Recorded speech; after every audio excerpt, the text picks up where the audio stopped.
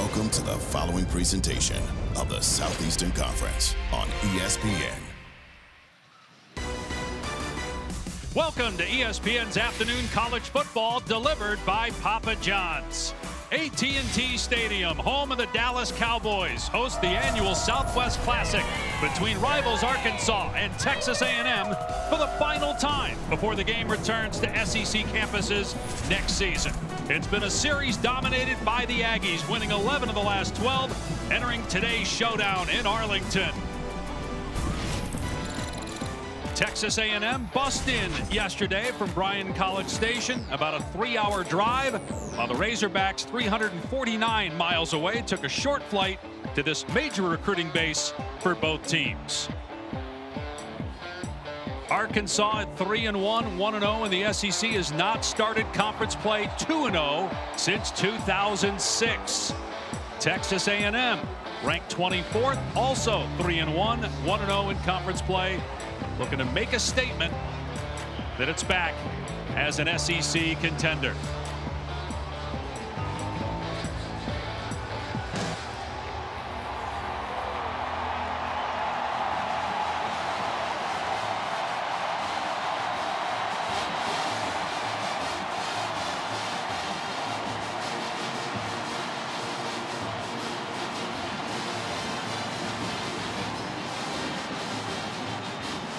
And hi, everybody. Dave Passion, Dusty Dvorak. We'll check him and Taylor McGregor here in a minute.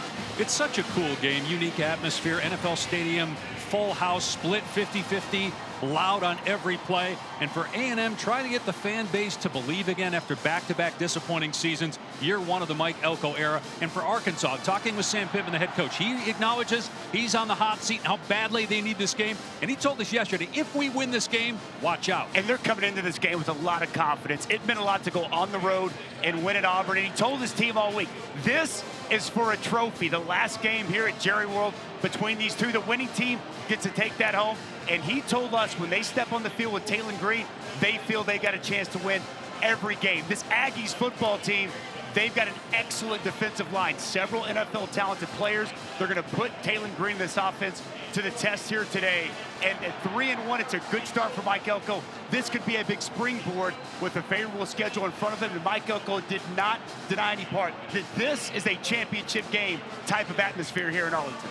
The biggest issue for A&M has been health at the quarterback position, and with the latest on that, let's check in with Taylor. Well, Dave, Marcel Reed will start for the third straight week. Connor Wigman had too much pain in his shoulder to even go through warm-up, so he is unavailable. Jalen Henderson would be the backup if needed. Now, Mike Elko told me his final message to Reed is take a deep breath and go play. They want to be balanced offensively, and they want him to be ready to take shots downfield to pick up those explosive plays if needed. Last time in Arlington, A&M, Arkansas, big game in the SEC. Kickoff is next.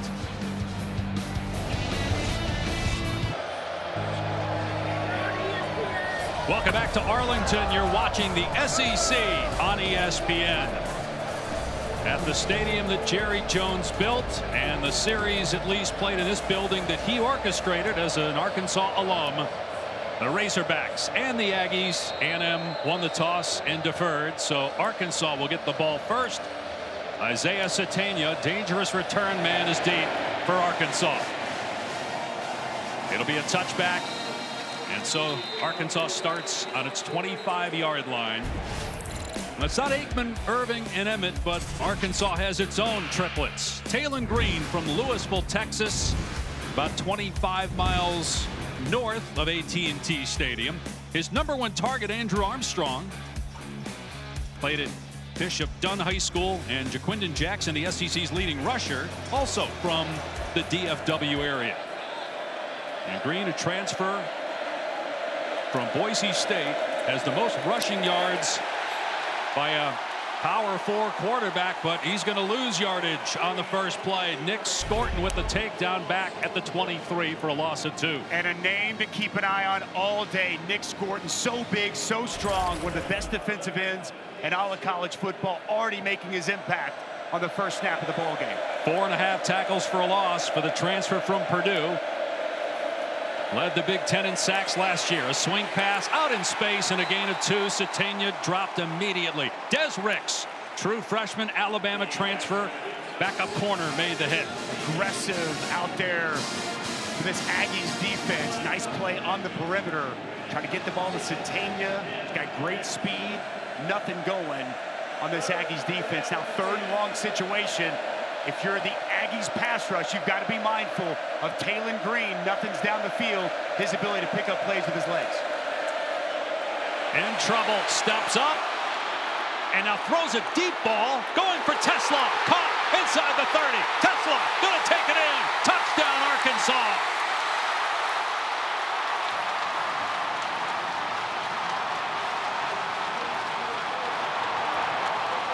Maybe the defense thought exactly what you said. They froze thinking Green was going to run, and then he hoisted it downfield.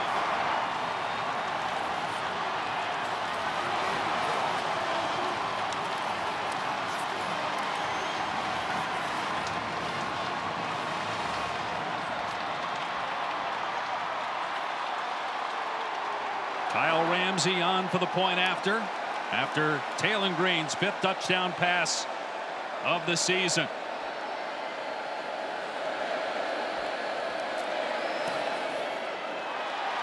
Seven 0 Razorbacks. Well, what a play by Taylen Green. You've got to be so smart as a defensive line and keep him corralled. Really nice job stepping up in that B gap. He avoids the initial pressure, steps up, but keeps his eyes down the field. They've been looking for another receiver to emerge, and it's Tesla beats Jaden Hill in man-to-man coverage. And an excellent throw from Taylen Green to Isaac Tesla. What a huge play on the first 3rd down of this ball game. And how cool for Taylen Green, who grew up not only as a Cowboys fan, but went to games when he was growing up. He loved high school football when he was in grade school. And Kyler Murray at that time was winning all the state championships, and he would love to come to the games and watch Kyler Murray play. They both can run, but there's about an 8-inch difference in height. But you see the ball placement and accuracy on the deep ball for both. And Taylen Green gets the Razorbacks quickly on the board.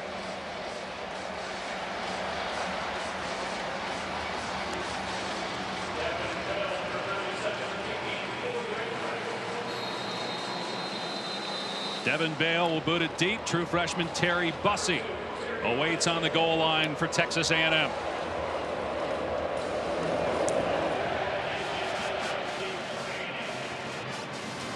Touchback. And so Marcel Reed will operate on his 25-yard line to start. Connor Wigman was the starting quarterback at the beginning of the season. Got hurt against Notre Dame. Injured his shoulder in a loss, but he started week 2 against McNeese.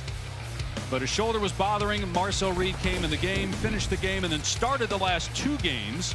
A win at Florida and a 6-point win over Bowling Green. No interceptions in those games. 5 touchdowns accounted for. Well, he has been very good these last couple of games, especially as a runner, dynamic, and a big element of this offense under Colin Klein. He's from Nashville, Tennessee, but has some family here in the Dallas area. They run it on first down to Le'Veon Moss. And Xavier Sorry on the spin down after a gain of a couple. Going to be one of the huge matchups in this game. This run defense of Arkansas, top 15 in all of college football. They have been stingy all year, and it's a top 10 rush offense for the Aggies. Their offensive line has played very well, and it's going to be a chess match all day long. Reed going to throw on second down. Fires complete across the 30 to Noah Thomas. This is his 11th catch. He had 5 last week in a narrow victory against Bowling Green. It brings up 3rd down at about 4. Marcel Reed really good in these spots on the perimeter. You can give him a run pass option. Got to be mindful through this Arkansas front of his ability to run with the football.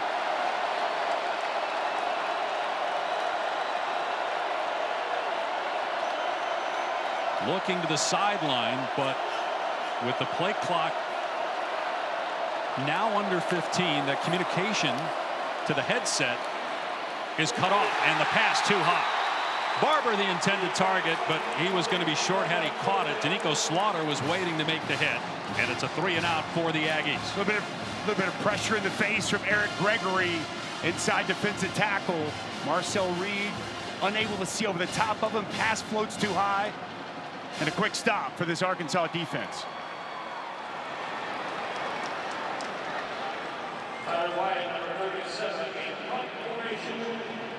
True freshman Tyler White on to punt. He had one block last week against Bowling Green.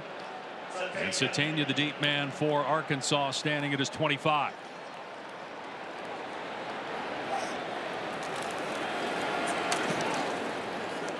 And a short line drive. Sategna makes the fair catch as he goes to the ground about the 34-yard line. So only a 36-yard punt.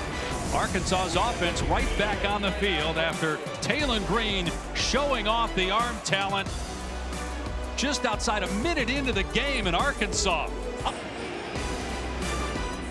right, Dustin, let's take a look at our impact players delivered by Papa John's. A couple of running backs on display today. The SEC leader, Jaquindon Jackson for Arkansas. And Le'Veon Moss has been really good for this Aggies offense. They're number 8 in the country in rushing yards. Both physical downhill runners that have a big impact on this matchup here today. Now Jackson leads the conference in rushing. Got 8 touchdowns, the fastest Arkansas running back to get to that number since 1995. And think of all the good backs they've had the last 2 decades. And here he is.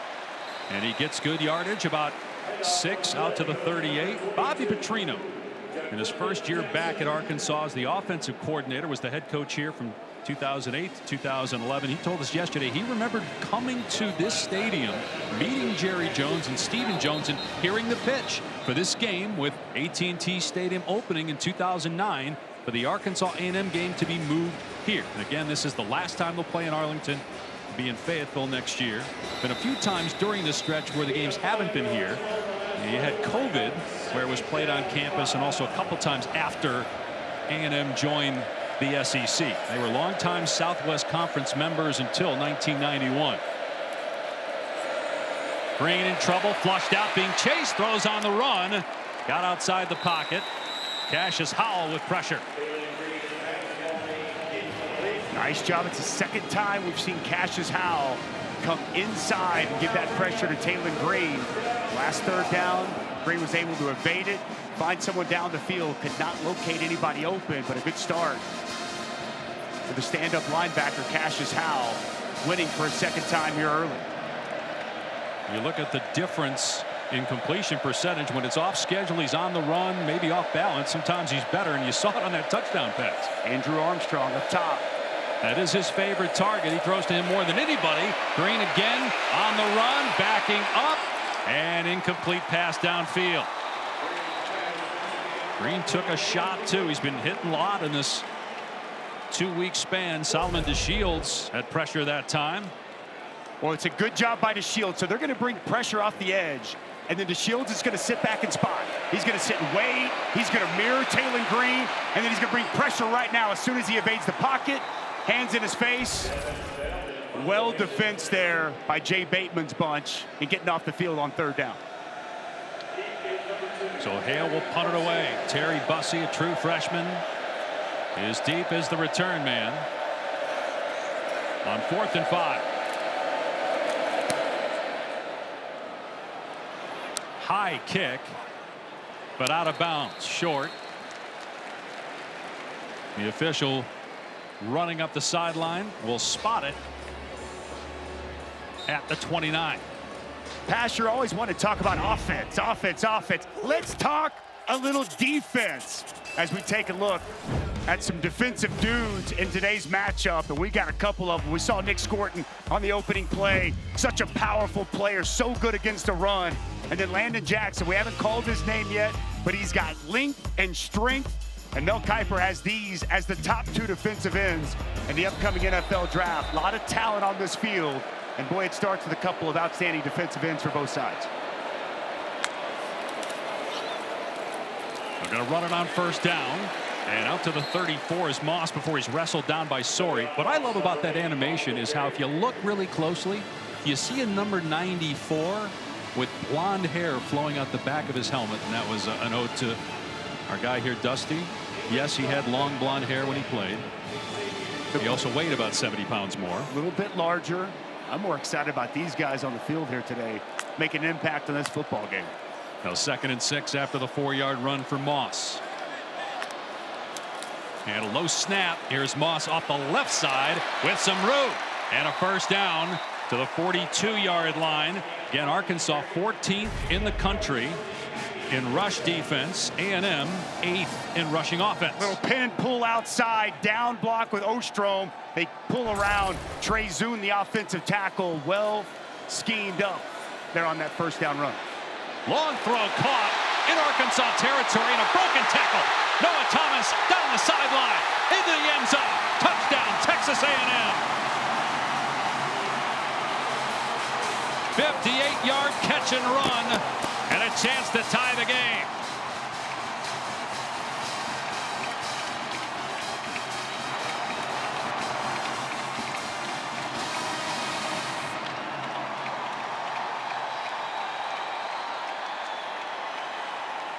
We've had 2 3-play 70-yard drives already in this game in less than 5 minutes, one by each team. Second touchdown of the season for Thomas. 5th touchdown pass for Marcel Reed. And the point after evens the game at 7-all. Well, crazy things happen here in Jerry World in this game. And it's Noah Thomas with an excellent route. It starts with the route. He gets the DB to get turned around, starts up, works his way out. And it's Keon Stewart who gets turned around and has no chance. And then the big 6'6", 200-pound wide receiver makes one man miss, and it's heels to the field, and the Aggies with a big counter touchdown, all tied up here in Jerry World.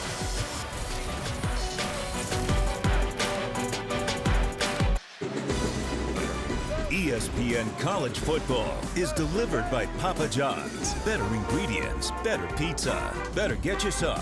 And in part by IHG Hotels and Resorts. 19 hotel brands, 1 loyalty program. Download the app. The Cadets marching through Fort Worth for the final time. Back in 2009 when this game moved to AT&T Stadium. That became an annual tradition. Touchback, and so it'll be Arkansas ball at the 25. Well, don't forget tonight on ABC, number 2 Georgia at number 4 Alabama. We need to get Miss Terry as the picker for College Game Day every week for the rest of the season. She was terrific. By the way, first regular season Alabama Georgia game on our networks since 2008. Alabama was ranked 8th. Georgia was ranked 3rd. Bama won 41-30, was up 31-0 at halftime. You look at the last 7 years, 4 of the last 7 championships have gone to one of the 2 schools. Rodney Hill out past the 30 for a gain of about 7 on the play. It doesn't get any bigger. It doesn't get any better than Georgia-Bama taking center stage. Game day was fantastic. I actually thought Miss Terry's football IQ might be higher than Coach Saban, so take that for what you will. But so you can say that now that he's a colleague. That's right. But you said that last year. You're getting a phone call. I'd be done. I'd be done. It's gonna be a fun game tonight, though, man. 2nd and 3.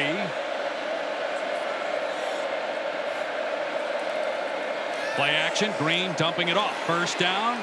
It's Satania. As again, they're getting the ball out of the hand of Talon Green quickly here today. I like that play call. You know, first down, you get a nice chunk run, little play action, move Satania in motion, like to move that pocket. We showed you the graphic earlier. Talon Green, so much better on the move, off schedule. That's a design, move the pocket, nice easy throw, and as you mentioned, get the ball out quick. And good things happen. He's been taking so many hits. He's been sacked 9 times in 3 games. Plus, it gets him in a rhythm. And he's getting used, as there's a flag down movement by Arkansas, getting used to the speed of SEC football. Remember, he's been playing at Boise State. False start on the offense, number 63. That's a 5-yard penalty, and it remains first down. And that's something that Coach Petrino told us yesterday. He wants him not only get the ball out quicker, but put some more zip on the ball, because the corners of the SEC, they're going to break on the ball quicker than the guys he was playing against in the Mountain West, and he's taking some time to get used to it. I think that was a little eye-opening for Talon last week on the road at Auburn. That SEC speed, these SEC defenses, there's going to be a little bit of an acclimation period for him throughout this season. Green on 1st and 15 from the pocket. Throws complete. Jackson out of the backfield. And he stumbled and tripped out of play, but got the first down. A gain of 16. Jackson's 6th catch of the season. They want to get him more involved in the passing game. And he has been so good this year catching the ball. Bobby Petrino told us yesterday, got to get him touches, the former quarterback. A lot of space out in front, good design. Torian York, the linebacker, was in man-to-man coverage. He gets caught up in the trash, and an easy pitch and catch for another first down. Said he wants 5 catches a game from Jaquindon Jackson, along with all the carries he's going to get. Green hit again on a high pass. Trying for tight end Luke Hasz. Got off to a good start, but has been quiet. Just 1 catch the last 2 games. 2nd and 10. Nick scored. Watch him come shot out of a cannon off the edge here. And a big shot on Taylon Green. He's unaccounted for. He's unblocked. And he makes the quarterback feel it. Already a tackle for a loss in this game for Scorton. Preseason 2nd-team All-America. He's from Bryan, College Station, but he was not heavily recruited by A&M. He went to Purdue and transferred back home to play for the Aggies here in his final season. Green keeps it and dragged down at the 46-yard line by Torian York. Damian Sanford actually made the tackle, so a pickup of about 3. That's going to be an area throughout the course of this game to keep an eye on. That mesh point, that point of where Taylon Green makes that decision, give it to the running back, or do I keep it? Elects to keep it that time, and it's well defense and a good tackle in the open field by Sanford. Arkansas, the number 2 third down offense in the country. They bring pressure. Green doesn't see it. He's hit. The ball comes out, and it was recovered by Blackstock, the right tackle for Arkansas. Jaden Hill with the sack, forced fumble, and Arkansas will punt. Well, Jay Bateman dialing up some pressure here on this 3rd down. They're going to be the aggressor and come after. See Jaden Hill come from depth, gets home right as Taylon Green tries to deliver that football. Ball's out. Good on Blackstock to get on top of that football. And yet another shot taken by Taylon Green. He's a big guy, 6'6", 230, but they fake the punt here, and tons of room. Bale going to have the first down. He holds on to it as they try to chop it out, and the Razorbacks in business inside the Aggie 30-yard line after a 26-yard run by the punter. Wow. Sam Pittman pulling out the stops. 4th and 15, Dave Pasch from your own side, and you dial up the fake punt. The entire punt return unit of A&M all bailed. Nobody pays attention. Free throw right there, guys. Look at that hole. Wide open. Clearly something that they saw on film during the week. And boy, did they execute at a high level. What a call and what execution by the Hawks.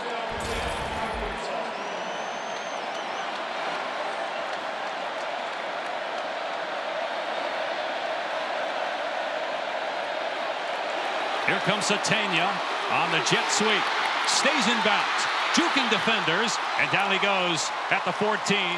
But that's a gain of 15 and another Razorback first down. Well, Sategna's got such good speed. Just a jet sweep. Gets to the perimeter. Nice job by Andrew Armstrong. Getting enough outside to help secure the edge. Sategna, you could tell, Pasch, they wanted to find somebody else outside of Andrew Armstrong at receiver to get touches. They really tried to feature Sategna here early in this first quarter. So a fresh set of downs. And here's Green on the boot. Gets rid of it. And Sategna caught it. Wrapped up and thrown down at the 8. But that's a good pickup on first down of about 8 yards. Trey Jones III made the tackle as we near 5 minutes to go here in the opening quarter. Well, this is the 2nd time we've seen this. Sategna coming across. So this is a fake toss, work him back across, a little misdirection, just get him the ball out in space. Another easy throw and another touch for Isaiah Sategna here in this first quarter. From Fayetteville, Jackson on the perimeter, inside the 5 and into the end zone. Touchdown, Arkansas.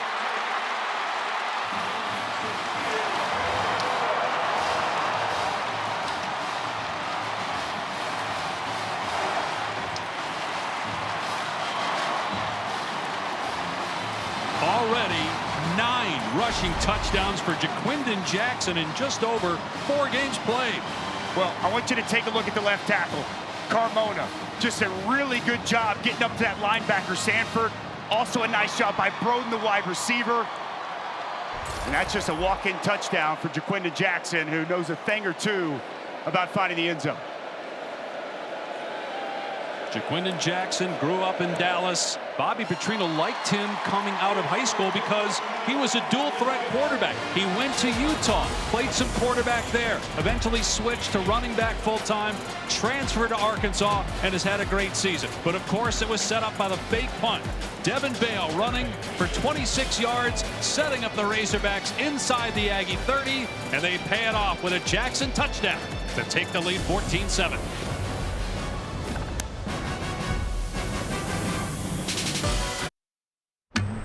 The new 12-team college football playoff begins December 20th on ESPN. And it's played out so much more intrigue with every regular season game. With the expanded playoff, there were some folks that wondered, would it take away from the regular season? No, it has enhanced it. You think about Ole Miss losing today, but obviously still very much alive for a playoff spot, and of course the SEC title. A lot of fireworks here in the first half, and it all started with this terrific play by Taylon Green. Boy, evades the rush, eyes down the field, and an absolute dot to Tesla. Anything you can do, I'll match, says Marcel Reed. Finds an open Thomas. Thomas makes Stewart miss. And then how about Sam Pittman? Calling for the fake punt, executed perfectly. And Jaquindon Jackson finishes off the drive with the second Hogs touchdown. Fireworks indeed. Here in the final time, we'll have the Southwest Classic at Jerry World. And think about this, coming in, A&M had given up 9 first-half points all season, and already 14 allowed here in the first half. Reed in trouble, and the true freshman takes off and gets belted at the 30-yard line by Davier. Brad Spence also trying to track him down. Gain of about 4 for Reed. For a good blitz, coming downhill like Anthony Switzer. You just see that ability from Marcel Reed, be able to just sidestep that pressure, and a nice pickup when there was nothing there. Good job by the redshirt freshman quarterback.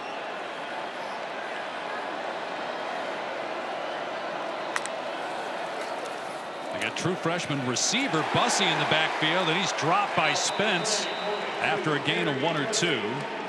Now, Travis Williams, the defensive coordinator for Arkansas, is a up-and-coming coach in college football.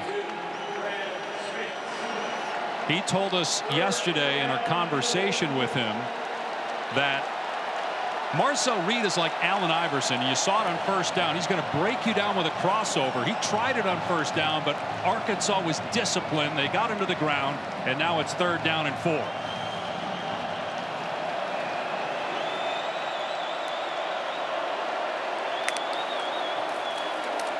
Reed steps up and drilled short of the line to gain at the 33. That was Landon Jackson, a guy you touched on earlier, Dusty, with the big hit, and A&M will punt it away.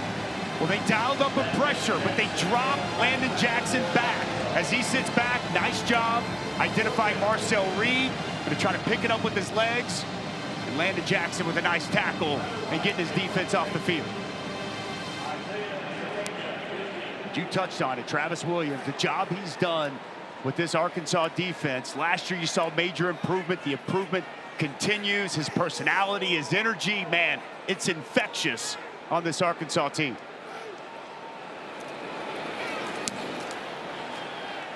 Excellent punt, driving Satania back, and he fields it inside his 10, and he signaled for the fair catch. They'll spot it at the 8-yard line.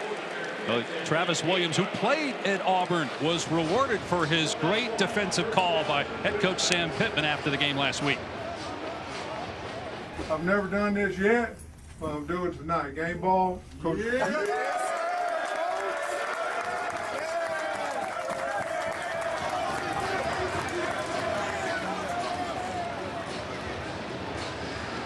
And Williams told us first time he's gotten a game ball in 15 years. The last time was when he was a GA at Auburn in 2009. Gene Chizik was the head coach then.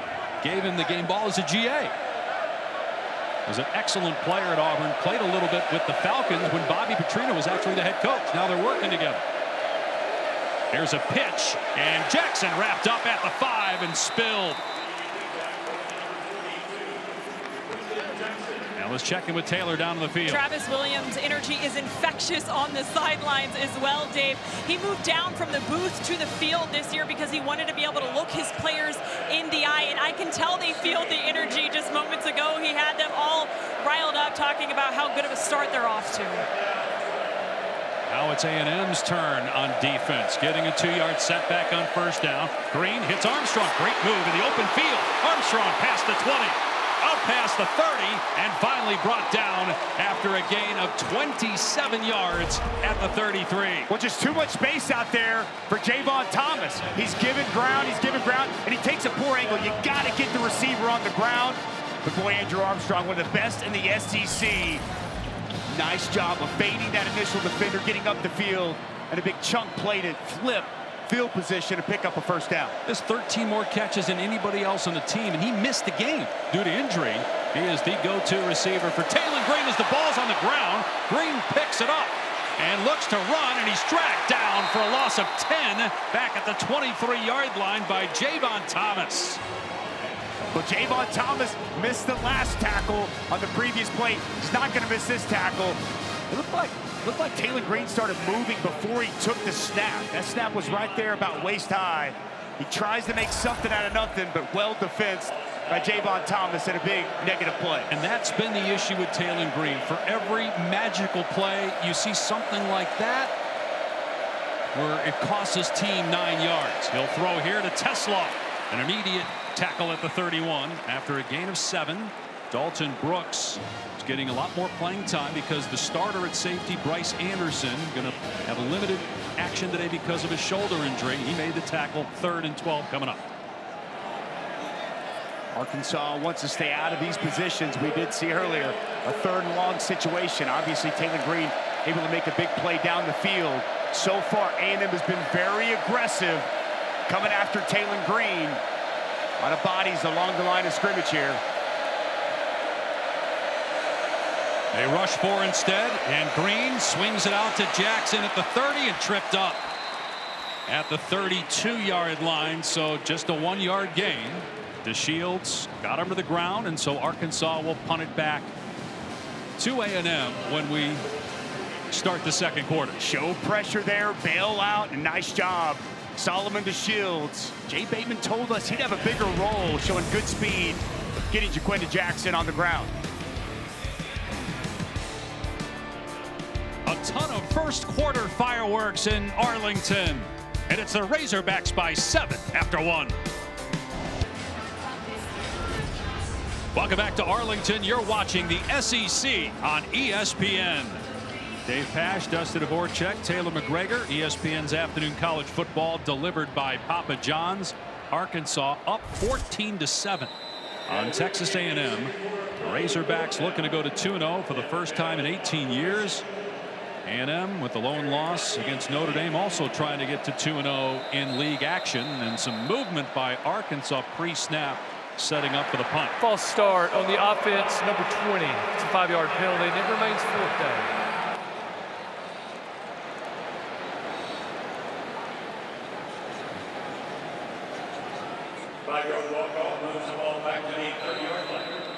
Arkansas returns home next week to play Tennessee. They've only had 1 game in Fayetteville this season. Signaling for the fair catch and securing it at the 19-yard line is Bussey. Time now for our sideline report presented by Chili's. Taylor McGregor and Coach Pittman. A lot of points early. What has your attention, Coach? Well, we're so inconsistent on offense. We got a bad snap down here. Seems like we do something well, and then we have a bad snap. We have an offsides. We got to be better, more consistent. We got to protect the quarterback. That's what we said coming in here, and we're not doing a very good job of it. Defensively, we said don't give up explosive plays, and all they've done all night is had 1 play in this first quarter, and it went for 6. So we've got to get the guy on the ground down here when he catches a 10-yard catch. We got to get him on the ground. Good job by the punter on the fake, and good job of making that happen. Good job of offense scoring. but we got to settle down. We got to play better up front. We got to protect the guy and protect Taylor. And defensively, just can't give up big plays, and we're playing pretty good defensively. Thank you, Coach. Dave? That might be a record for in between quarter interviews. Usually the coaches, it's like 5 words and get back to your team, but it was a Pittman podcast right there. Thorough, very thorough explanation of where we're at.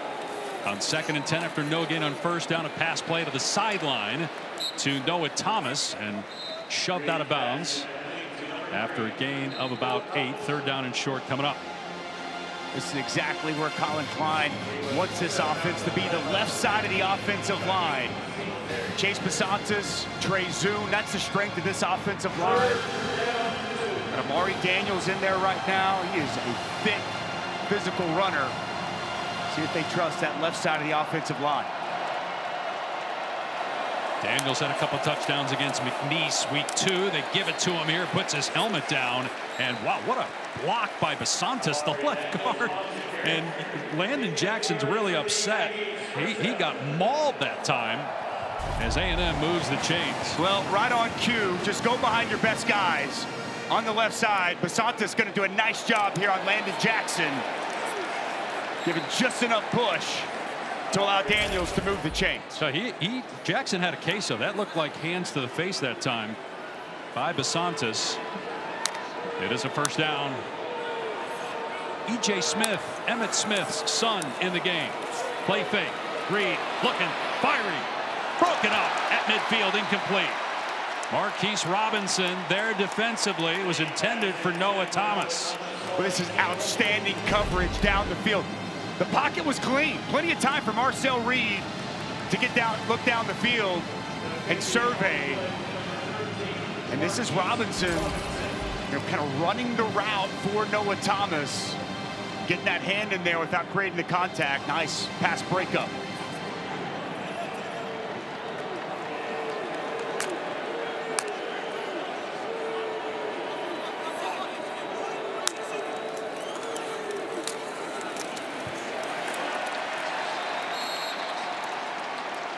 It is tough sled today, Mr. Pash, against this Arkansas run defense. We talked about this coming in. It was all about Texas A&M, their ability to run the football, top 10 rushing offense coming in.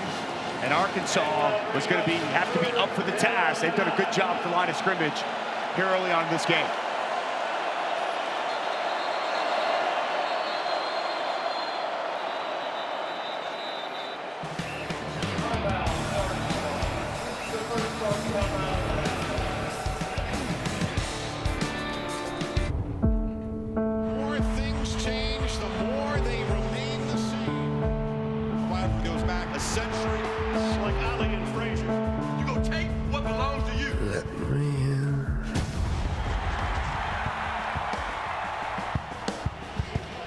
Just a great scene today. College game day. Can't wait for tonight. Primetime ABC. Georgia and Alabama. Neither of these two teams play either this year. A&M and Arkansas. 14-7 Razorbacks. 3rd and 10 for A&M from its 31. Reed dropping back all day, but everybody's covered. Now hoists it complete. A first down in Razorback territory to Cyrus Allen. And it's a gain of 22. Well, the protection was so good all day to allow this route to come open. Just nowhere. It's just a 3-man rush, and they give Marcel Reed plenty of time. And credit Cyrus Allen with zone coverage to the back end, and he found an open space. Reed stepping up here and taking off. There's that crossover that defensive coordinator Travis Williams warned his team about. Danico Slaughter on the tackle. Reed is 9th in the SEC in rushing, and he's averaging about 72 per game. He's the first to rush for 80 yards or more and throw 2 or more touchdown passes in 2 straight games since Johnny Manziel's Heisman season of 2012. Both of these defensive lines have to be so mindful of the quarterback tucking it and getting yardage on pass plays, some space in the middle of that offensive line, and Marcel Reed with a nice pickup. Gain of 7 on 2nd and 3. Here's Smith, and he's bottled up. No running room. Tackled by Xavier Sori at the 42. They lose 3 yards on the play. Well, Xavier Sori, man, he can just make plays as well as anybody you're going to see at linebacker. He's got just such athletic traits on the blitz, shrugs off the blocker, makes a nice tackle for loss.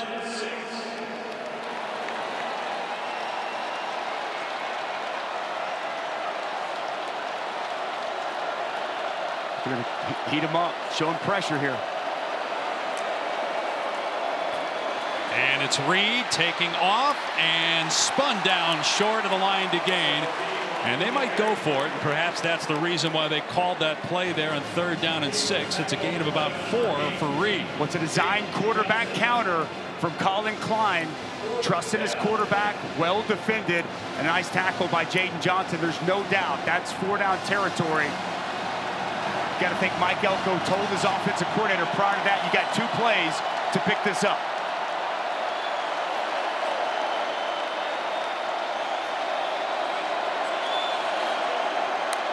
Arkansas stacking the box and movement by Texas A&M. False start on the offense, number 55. That's a 5-yard penalty, and it remains 4th down. Armaje Reed Adams moved, and so now Texas A&M will have to punt it away. And you see the frustration on Mike Elko's face. Well, it is loud down there on the field. That little flinch is all it takes. Mike Elko not going to be happy about his right guard. So Tyler White on to punt it away to Satania. Early 2nd quarter in Arlington, 14-7 Arkansas.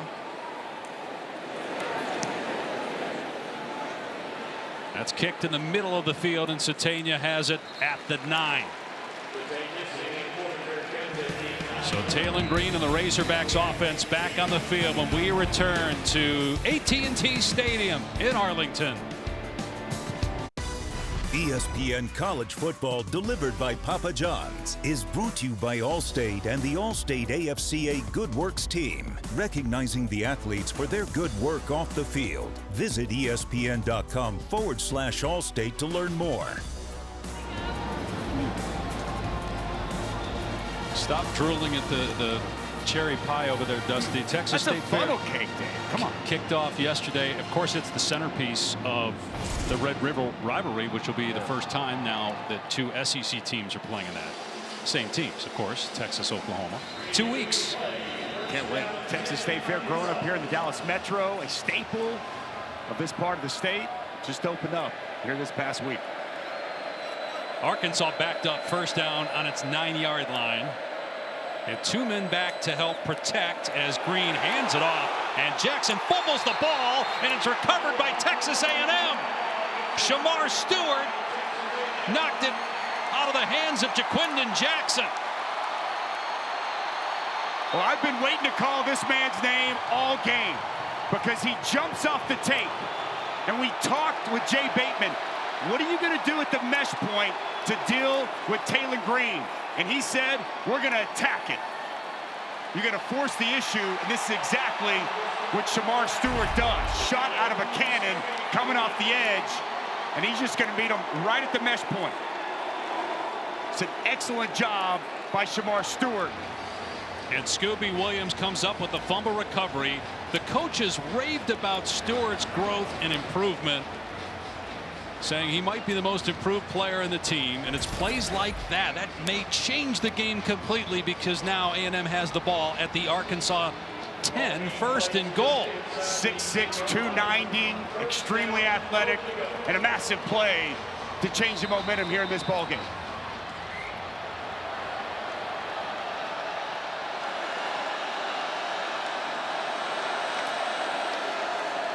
It's going to be Moss on 1st down, and he gets dropped at the 5. Big hit by Davier, but still a gain of 5 for Le'Veon Moss, who had 100 yards rushing in this game last year. An A&M win. They've won 11 of the last 12 meetings, and they're looking to tie the game here. 2nd and goal from the 5. Le'Veon Moss runs with physicality, power, highly recruited, coming out of high school. Had a great start to the season. Talked with running backs coach Trooper Taylor before the game, and he was just raving about Le'Veon Moss and what he's meant to this offense this year. Reed going to keep it here, and Reed's into the end zone for the touchdown.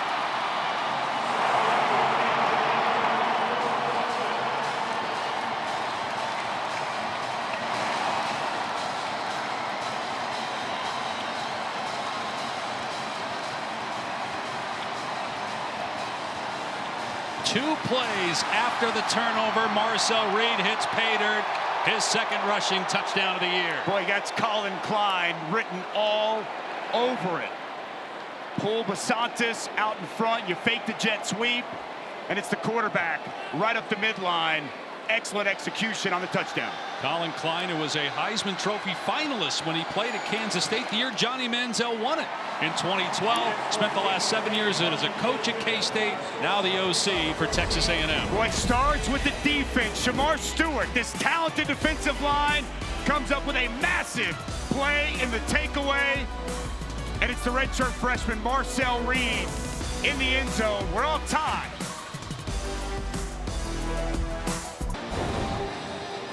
One more look at that turnover created by Shemar Stewart.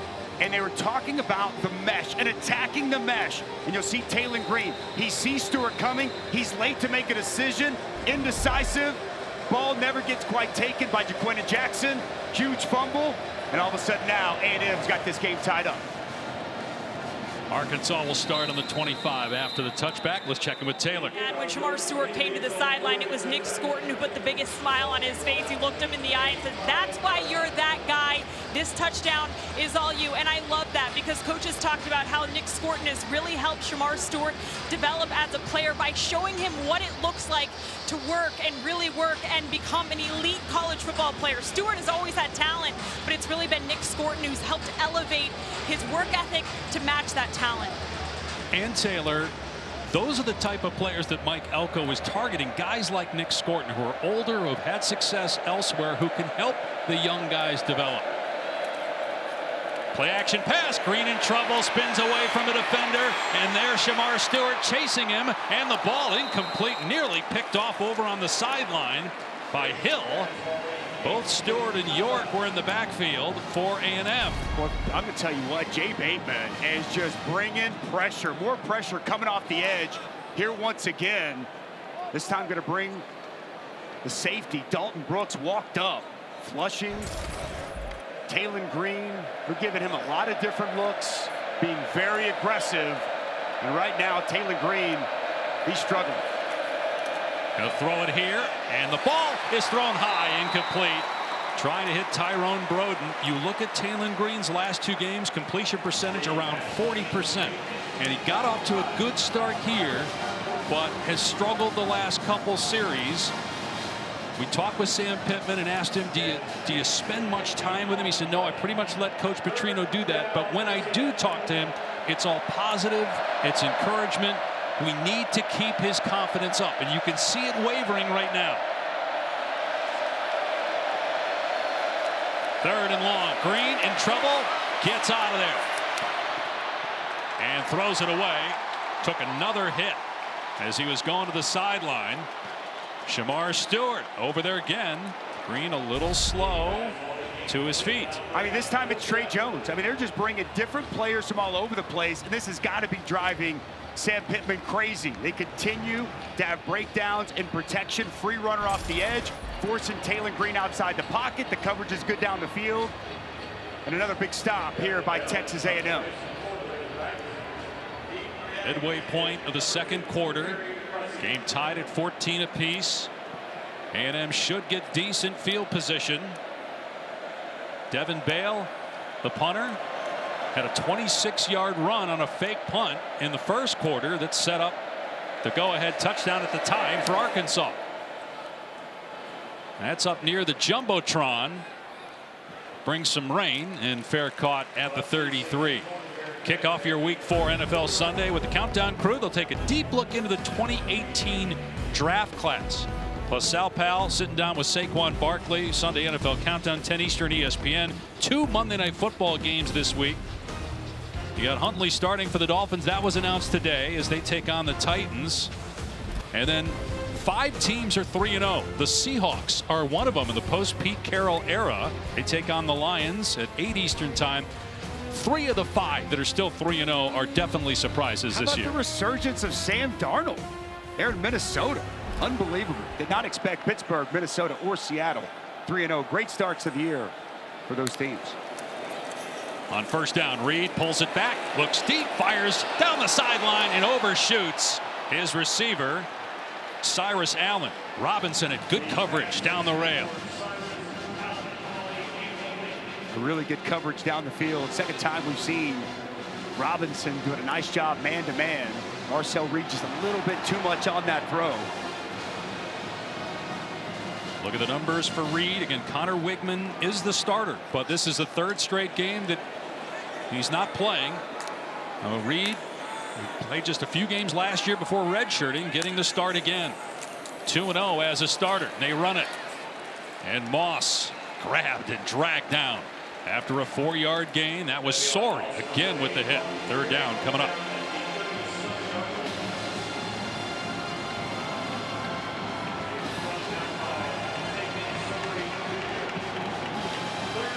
We've seen Travis Williams be aggressive in these spots, try to bring some pressure on Marcel Reed. Need to get to the 44-yard line. It's the pressure. We've seen them back off, though, a couple times when they've shown that, but here they come. And Reed hit as he throws, and the pass incomplete. There was a lot of contact downfield. Sorey had pressure. Trey Watson was the intended target.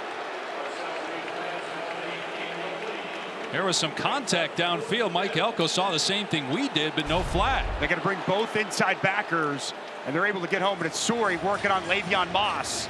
Gives a swing move to the running back, and you touched on it down the field. It was Larry Worth III with the contact. But a little surprise. Trey Watson looks around for the flag, but no flag to be found.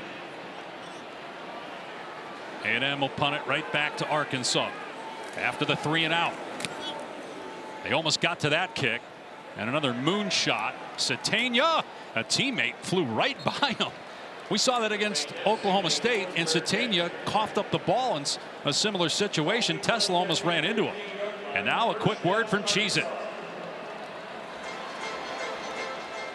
Team, it's been a grind, but I think I've aged you well. Some might say perfect. Who's ready to show 'em who's the cheesiest? I woke up feeling the cheesiest, coach. Cheez-It, official sponsor of the college football playoff. So Arkansas, the 1st and 10 on its 15-yard line. A pitch to Jackson, and he gets walloped. No gain. Brought down at the 15-yard line. Ratcliffe in there with a hit, along with Johnson. Since the 2nd touchdown drive for Arkansas, 3 possessions: punt, fumble, punt. They've had only 23 yards in 10 plays since. Unable to establish the line of scrimmage. 4 tackles for loss now for Texas A&M. They've been getting several pressures, and they've been very good on 3rd down. Really seeing this Aggies defense start to settle in this ballgame. Green throwing on 2nd and 10. And moves around and throws. Oh, nearly intercepted. Wow, that would have been a house call by Howell, who stepped in front of Jackson. Almost another disastrous mistake by Taylen Green. Well, Taylen Green never saw him. Howell's just going to bail out, zone pressure. He's the flat player. And Taylen Green tries to check it down to his running back. Howell reads the eyes of the quarterback, steps in front. Oh, Dave, that was almost a complete disaster from Taylen Green. Howell, Green respond. His look shaky here, in trouble, and sacked. Back at the 10-yard line, Nick Scorton.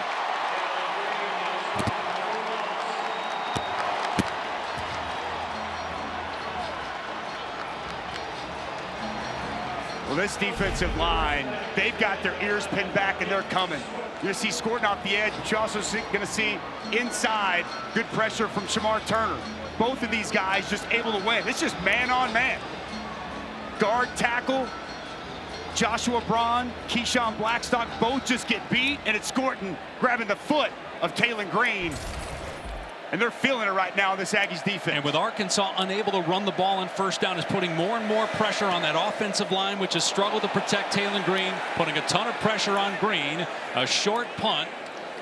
And it'll die at about the 46-yard line, giving A&M decent field position at the 6-minute mark. Well, this season, All-State will celebrate every field goal and extra point made by participating universities by making a donation to the university's General Scholarship Fund. Thank you, All-State. Dave Pasch, Dusty Dvorak, Taylor McGregor here. Final time that A&M and Arkansas will play at AT&T Stadium in Arlington. The series moves back to campus next year. It'll be in Fayetteville.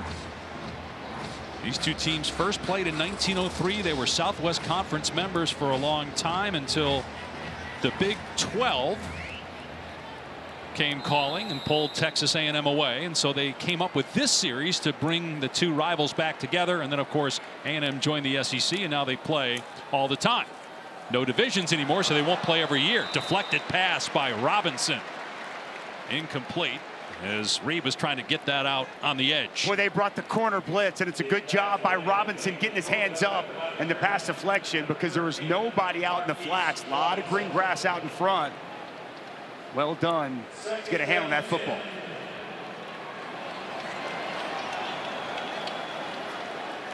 Travis Williams in his second year as the defensive coordinator. Future head coach for sure. Dynamic personality. Low snap. Reed scoops it up and hands it off. And Daniels powers out to the 49. A 3-yard run right into the meat grinder of that defense for Arkansas. Very physical game. And it's third down now. Exactly what we expected coming in here. Good on good. Both these teams want to establish a line of scrimmage, and a lot of success by both run defenses here in the first half of this ball game. We talked about Taylon Green being in third and long and how that impacts a quarterback. And now you've got the younger Marcel Reed in that situation, 3rd and 7. Noah Thomas inside. They're moving him around. And they bring pressure. Reed gets rid of it as he's hit and overthrows his man. Did not have time to set his feet. Trying to hit Thomas downfield. And another punt. After all the first quarter fireworks, the offenses can't do much since. Well, Davier with a nice inside move. He's able to get home and get pressure. We continue to see Travis Williams dialing up his own blitzes, forcing that ball out just too soon. He wanted to find his big 6'6" Noah Thomas. Just doesn't have the time.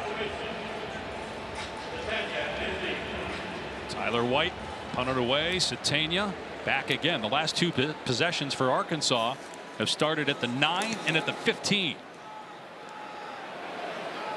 And this one will begin at about the 6 after the fair catch by Satania. We've been talking about a lot of pressure from Texas A&M. Down up pressure. It's this talented front all throughout the course of the day. Jay Bateman said, we're going to come after Taylon Green, and they've been coming here all afternoon. And Arkansas has got to do a better job. It's one thing to get beat, as we see here on this sack from Nick Scorton, but misidentifying the pressure, and it's not just the O-line, it's the running backs as well. That was an issue, talking with Sam Pittman, that they've had the last couple of weeks. They've worked on a lot all week, and the struggles continue here in the first half, Dave. I mean, look at the disparity, Dusty. -4 yards here in the second quarter after that great first quarter. And here's a pass that hit the defender, incomplete. Armstrong, the intended receiver, Will Lee the third in coverage. I don't think Will got his head around. Hard to tell if he interfered with Armstrong, who's down. And that could be huge. Armstrong was injured in camp and missed the season opener.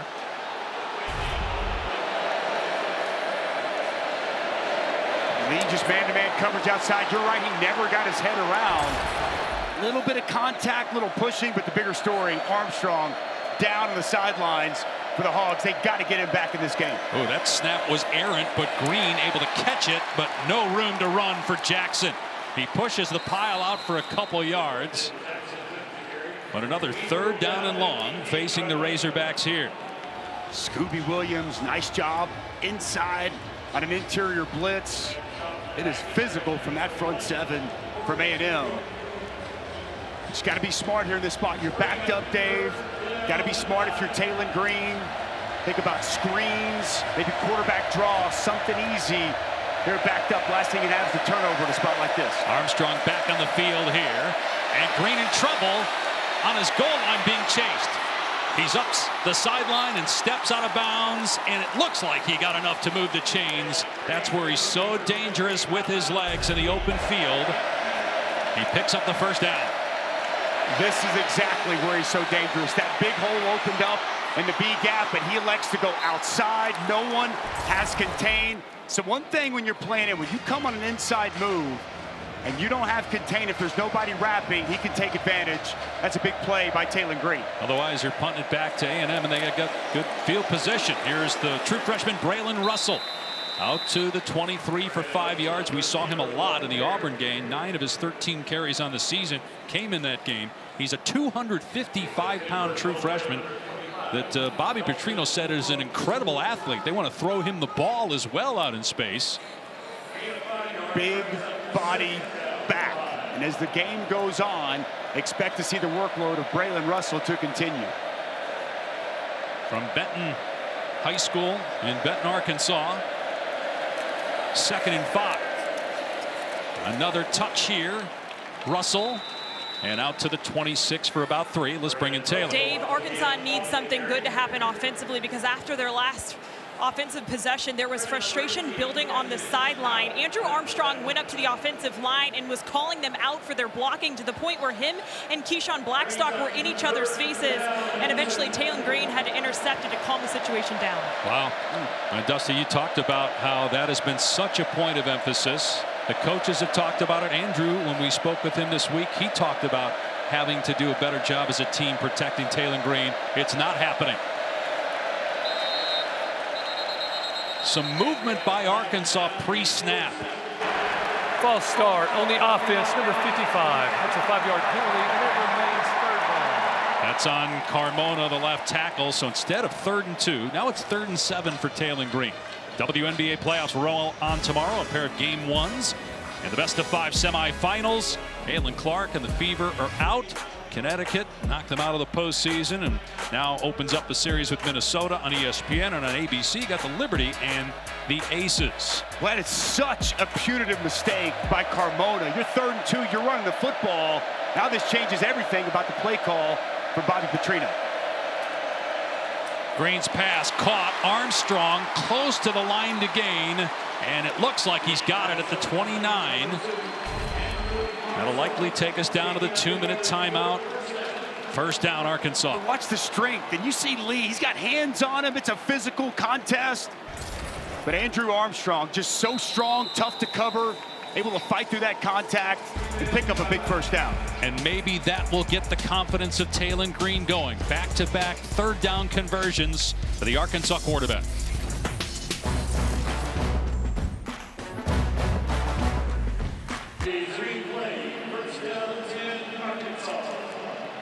All right, Matt. Back-to-back 3rd down conversions by Taylen Green, the Arkansas quarterback. One with his feet, the other with his arm. 2 minutes to go. 2 timeouts left, and a tie game here at the end of the 1st half. Fresh set of downs. Green from the pocket fires, and it's almost intercepted again, and he had Broden, the receiver, open. Will Lee had a better chance to make the catch, but he couldn't for A&M. And it's a good pocket. Taylen Green steps into this throw, and it's just a misfire. As you pointed out, he's got Broden on a post in the middle of the field, and that ball well behind his intended target. And once again, lucky, Will Lee doesn't pick that pass off. Accuracy been an issue for Taylen Green the last couple of weeks. Texas A&M. This is their first charge timeout of the half. This will be a 30-second timeout. So that will leave Texas A&M with 2. Well, we've seen the good early from Taylen Green, and a play that you don't see many make, which he does. Opening 3rd down, makes a defender miss, drops a dime down the field, drops that snap slightly behind them, could have caught it. Airmailing the pass, and this one, lucky, was not intercepted by Cassius Howell. And then the last pass we saw, just well behind his intended target. Bit of a roller coaster ride here in this 1st half from Taylen Green. 7 for his last 16. He had a 400-yard passing game against Oklahoma State, a game that Now, Arkansas was in command, ended up losing that game in double overtime. They've won their last 2 since that loss. Green to the sideline, and wide open is Armstrong making the catch and out of bounds at the 48-yard line for a gain of 19. It was just such a good route by Andrew Armstrong. And he's going to run the defender Des Riggs off. Des Riggs continues to bail, gets lost. Nice find by Taylen Green. Good confident throw and a nice first down. Green to the air again, in trouble. Scorton got pressure. Green on the run, throws on the run, and coming back to intercept the ball is Ricks, the true freshman. Bad throw by Taylen Green, getting yelled at by Bobby Petrino as we speak. Well, Taylen Green does a good job avoiding the pressure and then just takes a chance that he does not need to take. It's an excellent job by Des Ricks, recovering, stepping in front of this pass.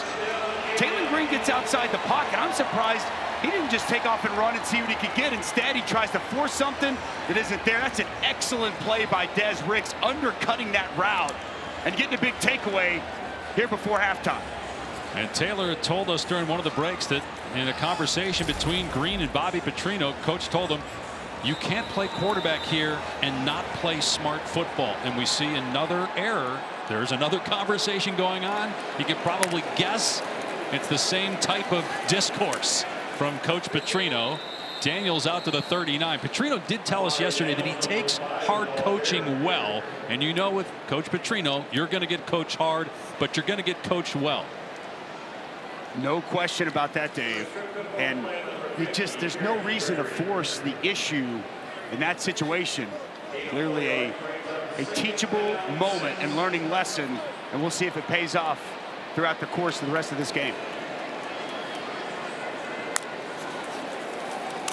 On 2nd and 5, Reed in trouble, got rid of it, and it's incomplete. Boy, 2 Arkansas defenders froze. I think they were worried they were going to collide, and nobody went to the ball. Let's check in with Taylor. Seen an offensive coordinator like Bobby Petrino spend more time with his quarterback. He wants to know everything that Taylen is seeing and why he's making the decisions he's making in game. That's what I keep hearing him ask. Why? Why did you do that? Why did you do this? He wants to know everything.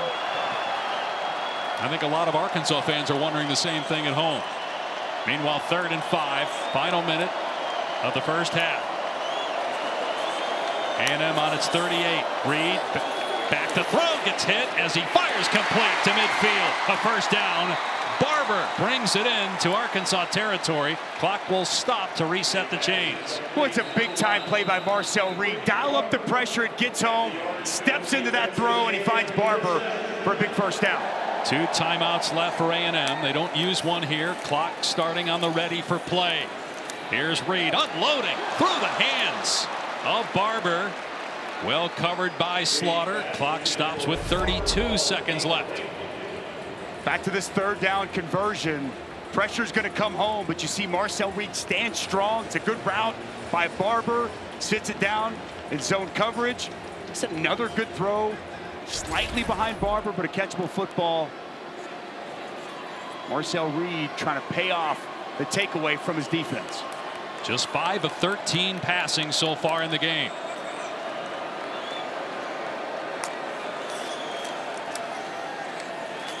Reed in trouble, sacked. And there's Landon Jackson, his first sack of the year. First team All-SEC pass rusher last year. Just relentless in his pass rush, and this is good coverage down the field. Nowhere for Reed to go with the football, and Jackson's able to get home as it looks like the Aggies ready to just allow this clock to expire here in the first half. Wow, really surprised by that. Why not use a timeout, maybe run the ball on 3rd and 19, maybe you break a big one. I guess Mike Elko said he's seen enough, and he wants to regroup and talk about it. What a first half of competitive football we had here today, Dave. And all even 14 apiece as we send you to the studio. The Lexus Halftime Report. Matt Berry, Joey Galloway, Coach Dan Mullen. Straits, we move ahead in the coverage.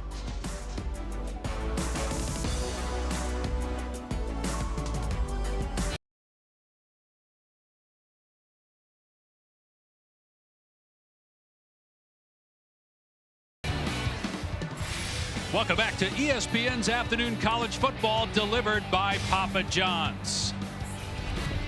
From AT&T Stadium in Arlington, Texas, you're watching the SEC on ESPN. Final Southwest Classic at this venue between rivals Texas A&M and Arkansas. 14-14. We thought it might be a shootout early on. And it was Taylen Green, fireworks in the opening possession. Big third down. You evade the defender. You make the deep shot. The fake punt executed to perfection. They score a touchdown. After that, and boy, this was a game-changing play by Shamar Stewart. Big hit on the running back, quarterback right there at the mesh point. Sets up a short field and a touchdown.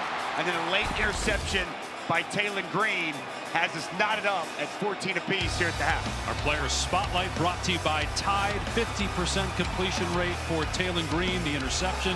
Also the lost fumble that A&M quickly turned into a touchdown. The Aggies will get the ball to start the second half. Both teams at 3-1 and 1-0 in conference play. The last time Arkansas started 2-0 in the SEC was back in 2006. Meanwhile, Texas A&M, year one for Mike Elko, trying to win some of the trust back from the fan base after back-to-back disappointing seasons under Jimbo Fisher. This will be a touchback. A&M will start on the 25. And in the booth, Dave Pasch, Dustin Dvorak with Taylor McGregor down on the field. All right, give me something to look for each team here in the second. I think it's similar for both teams. Neither team's been able to run the football. I mean, both these teams coming in were top 4 in the SEC and run the ball. Defenses have settled in. I think the team that can establish the line of scrimmage, get their running game going, is going to have a huge advantage in this second half. And Jaquindon Jackson, 5 carries, 12 yards. He's the leading rusher in the SEC coming into this game. We'll see if they start to get him more involved. Yeah. And similar, I mean, this is the leading rushing offense in the SEC for A&M, and they've been held in check here in this first half. It's play action on first down. Reed on the move, launching it deep, downfield, got a man. Oh, he overshot Noah Thomas. There is a penalty marker down in the backfield. Personal foul, roughing the passer on the defense. Number 0, forcible contact above the shoulders. 15-yard penalty will be enforced from the previous spot and carries an automatic first down. That's Nico Davie with a costly penalty. Boy, big opportunity for Marcel Reed. Just the right hand to the face. It's an easy call for the official, even though a love tap from behind from Landon Jackson afterward. Got to be smarter in that spot. Free yardage on the opening play. So a first down at the 40 now.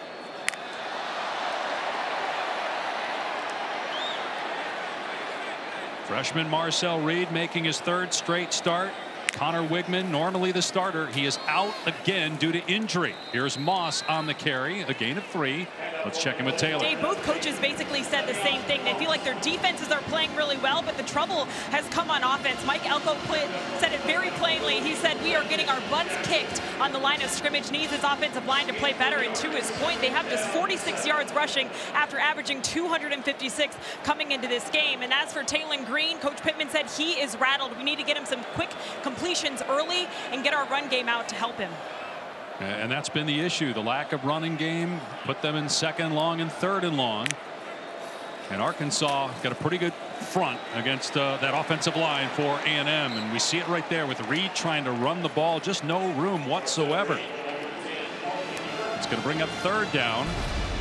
Jaden Johnson making the play there for the Razorbacks. Well, it's a really good job. Johnson's going to be coming off the edge out of your screen. Reed zone of their own. Marcel Reed going to keep it. Johnson right there, ready to answer the bell. 3rd down and 5 on the Aggie 45-yard line. 4-man rush. Reed with time. Throws it deep. Incomplete.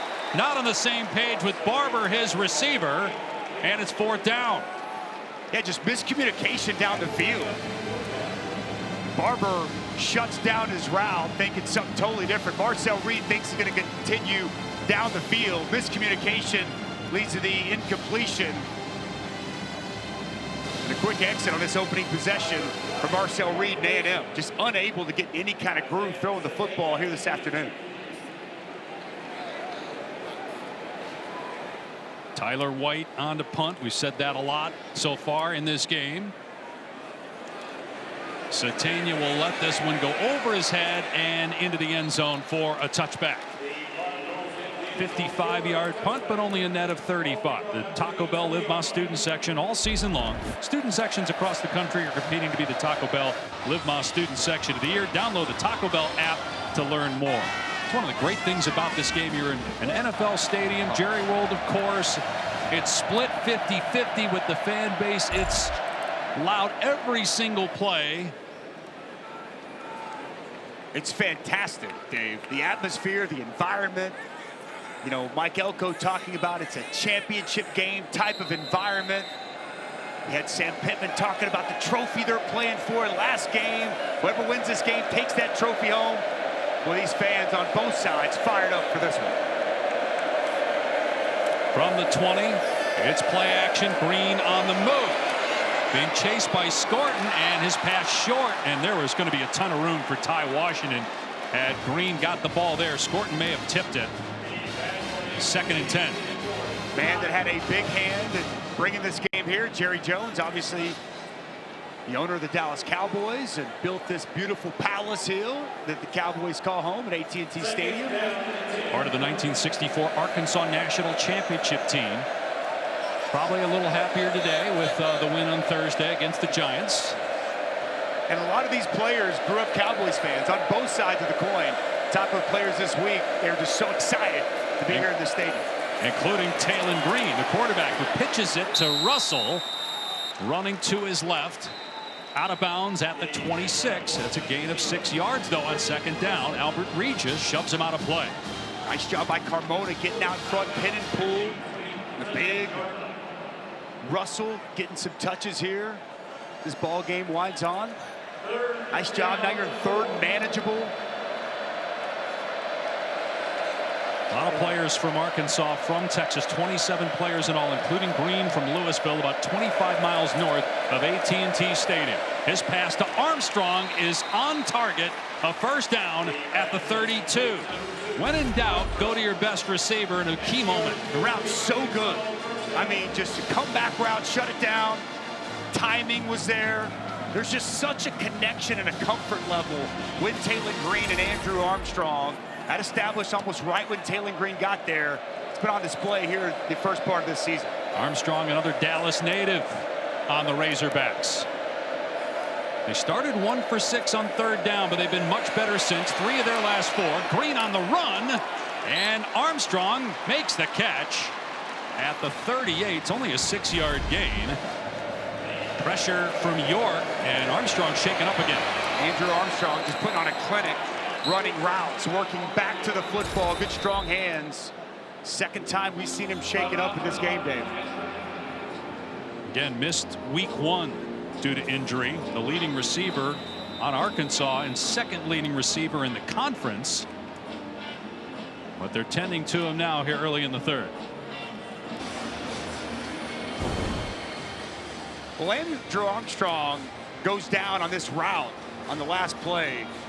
Can't tell it, kind of hard to tell exactly what happened. You can tell as he came out of that break, kind of came up lame. He's working over on the bike, but hard to put into words exactly what he means to the passing attack and this wide receiver core for Arkansas. On 2nd and 4, Green fires complete. A rare Luke Hasz sighting, and immediately he comes up holding his back. It's his first catch of the day and just his 2nd in the last 3 games. Remember, last year he broke his collarbone in this game against Texas A&M, missed the rest of the season, and he'll go to the sideline. They really wanted to get him more and more involved. Finally a touch and a quick exit. Big Braylon Russell in there once again in the 2nd half. And imagine a run here on 3rd and short. And it's Green keeping it with a ton of green in front of him. Past the 40 and shoved out of bounds at the 35-yard line. That's a 25-yard run on 3rd and short. We talked a lot about this. Read zone, inside zone. He's going to read the edge. He sees green grass, makes the right decision, and he's going to be out the gate. Nobody there to account for Taylor Green. And a big pickup and a 3rd down conversion. So tough to defend Taylor Green in that spot. He typically makes the right read and a big chunk play. Green dumps it off. Washington. Now check that, Satania on the catch, and tackle made by Dalton Brooks. Again, trying to get it out of Taylor Green's hand quickly. Getting him on the move, pick up of 2. And try to help this offensive line out. A lot of boots we've seen here to start this second half, this second half opening drive for Arkansas. Bobby Petrino clearly want to move that pocket, get Taylor Green outside. Russell staying in there to block. Green taking a shot, and he leads Broden out of bounds.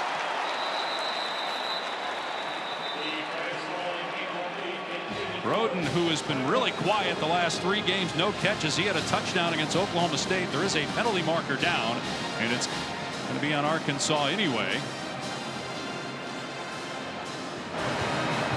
Ineligible player downfield on the offense, number 8. He was covered up. That's a 5-yard penalty with a replay of 2nd down. So that's Ty Washington, and he'll jog to the sideline after the penalty.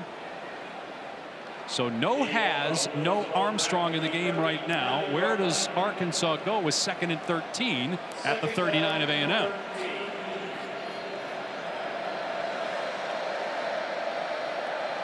Jaquindon Jackson leaving the backfield, so an empty set for Taylor Green.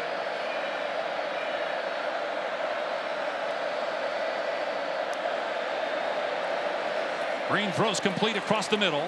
And down to the 31-yard line, Jordan Anthony, who was at Texas A&M a year ago.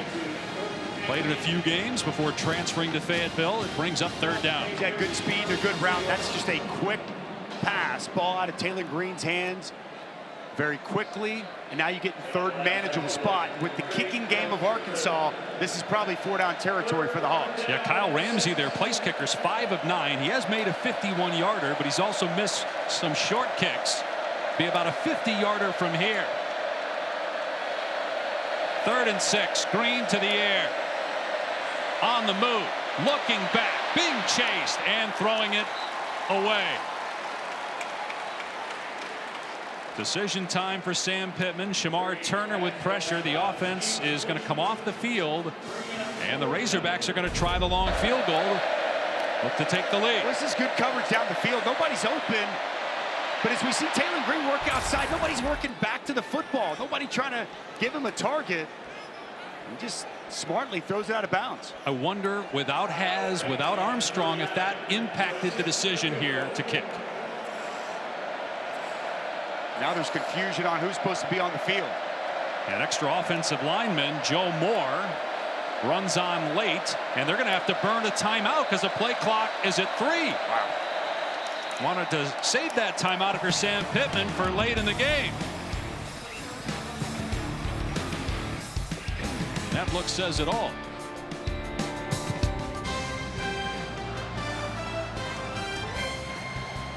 Lee Corso today with College Game Day in Tuscaloosa went with the Tide.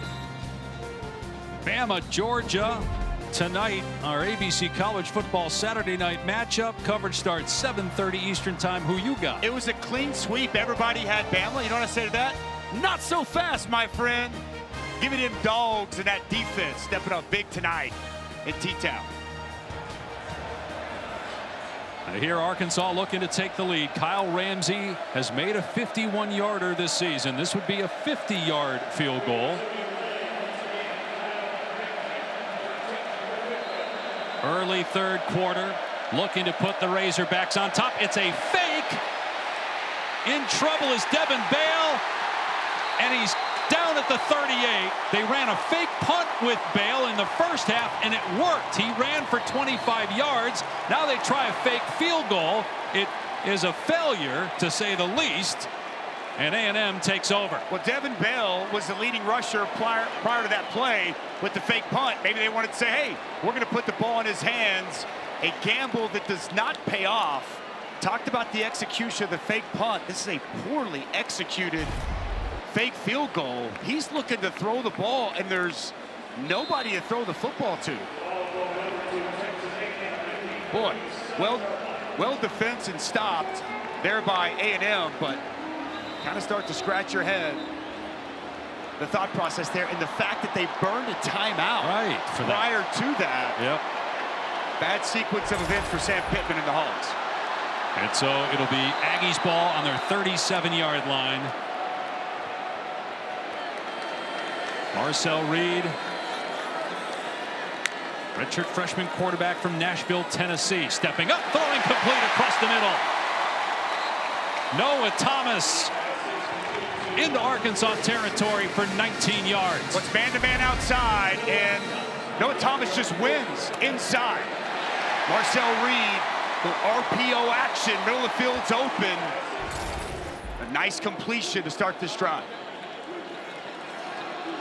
4 catches, 92 yards on the day for Thomas. 9 catches the last 2 games. He's become Marcel Reed's favorite target. Reed in trouble and sacked back at midfield. We talked about that defensive line of Arkansas. Quincy Rhodes Jr. with the takedown. Well, Quincy Rhodes going to come inside, working on the guard, Reed Adams, and it's a win. Just continues to stay with it. Brought pressure by Slaughter off the edge. And it's a big sack by Rhodes. Again, Connor Wigman unable to go. Did not suit up for the second straight game. He did suit up against Florida 2 games ago. They wanted him to work out before the game in warm-ups. See if he can throw the ball. With that injured shoulder suffered week 1 against Notre Dame, but he could not. Low snap. And they run Daniels on 2nd down and 17, and he only gets a couple. Slaughter there again defensively. Meanwhile, Rhodes a little shaken up for Arkansas. Nice effort to the football. Boy, I thought Slaughter coming off his best game against Auburn a week ago. So good setting edges in that nickel spot. Nice physical tackle there on 2nd down.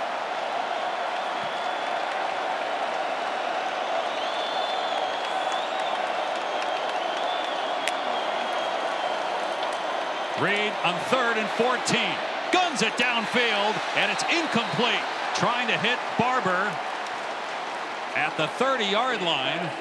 And now it's 4th and long, and the Aggies will have to punt it back. It's a good job in protection. Marcel Reed's got a clean pocket. He steps into this throw, and it's just low. And Barber unable to go down and complete the catch. Good defense over the top by TJ Metcalf. Metcalf, the reigning SEC Defensive Player of the Week. He had 2 picks at Auburn, had a forced fumble in that game.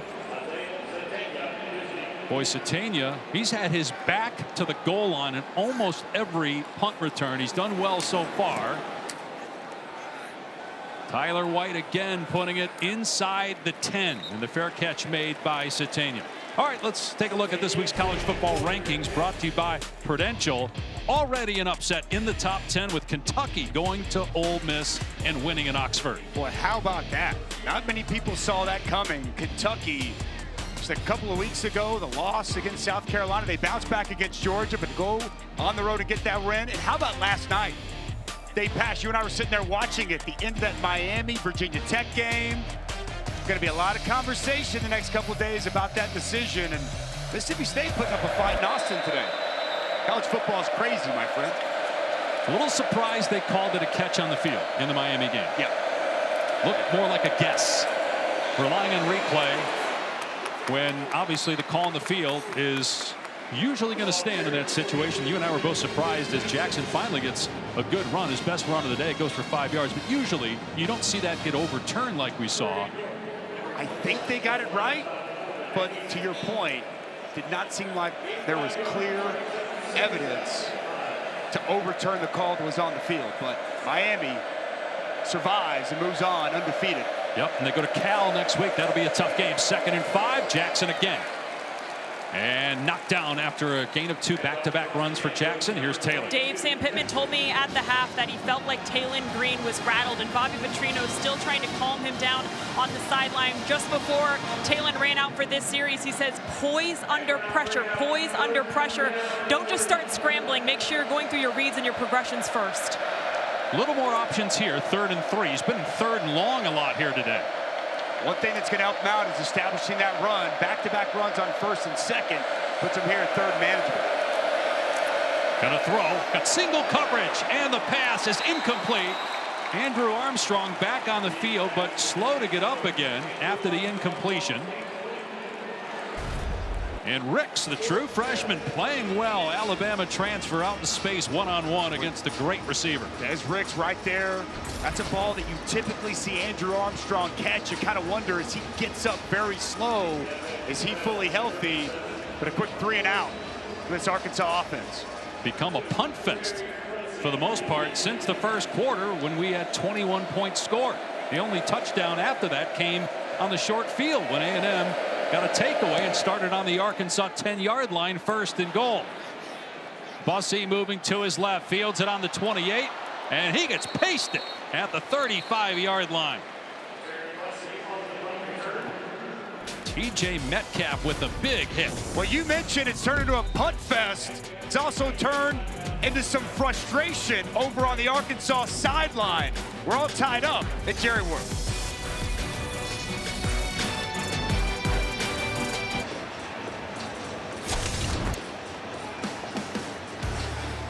Well, A&M came in with the 8th best rushing attack, and Arkansas the 14th best rush defense, and the Razorbacks have won that battle today. Sam Pittman said he told his team something's got to give. It's good on good, and the winner of this matchup would likely win the game. Advantage Hogs here through almost 3 quarters of this football game. And the quarterback, Marcel Reed, has struggled for A&M, just 6 of 17 passing, so Arkansas's defense deserves a ton of credit so far.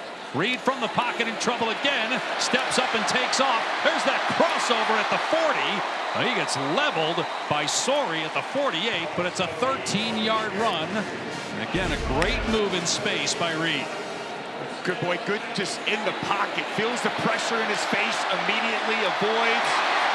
And you love that Allen Iverson comparison. That's the NBA. You know the NBA starting when you keep making Allen Iverson references. I'm just quoting defensive coordinator Travis Williams, who compared Reed's running style to Allen Iverson dribbling a basketball, how he lulls you to sleep. For those that remember when Allen Iverson did that, here's Moss on the carry off the left side. Not much. Maybe 2. Tough physical running inside. Left side of that offensive line has been the strength for A&M all throughout this season. Landon Jackson doing a really good job setting that edge. See safeties coming in flying downhill from Larry Worth. Just not much room to operate for these Aggies running backs. Speaking of NBA, you were all over the Towns trade last night. You were fired up after that. 2nd down and 8. Here's Reed, and that's a bad pass. Boy, throwing off his back foot. A flag comes in. Downfield, Robinson defending Bussey.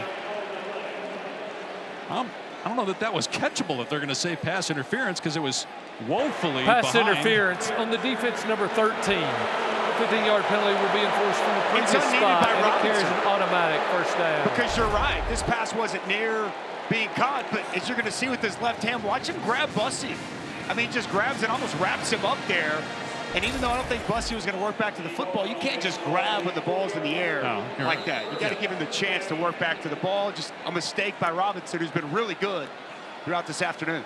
Because you look at the replay and you see they were not on the same page, quarterback and receiver there. But they get bailed out because of Robinson making the mistake there in pass interference. They fake the throwback, and then the pass by Reed is incomplete. He got lit up in the backfield by Landon Jackson, who's come to play today. Jackson having maybe his best game of the season here in 2024. Well, they want to set up the screen. Watch Worth. He reads it the whole way. Then you see Landon Jackson with the pressure. But this is Larry Worth III. He makes this play. They want to throw this over to Barber and set the screen up. Larry Worth is waiting for it, and Landon Jackson with a big hit. Intentional grounding on the offense number 10. That penalty is a loss of down at the spot of the foul. It's 2nd down. The reason they called that is the only player that was in the vicinity was an offensive lineman. Downfield, that's why that's intentional grounding in that situation.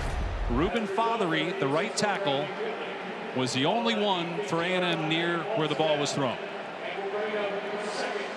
Yep. And it doesn't get back to the line of scrimmage either. Yep.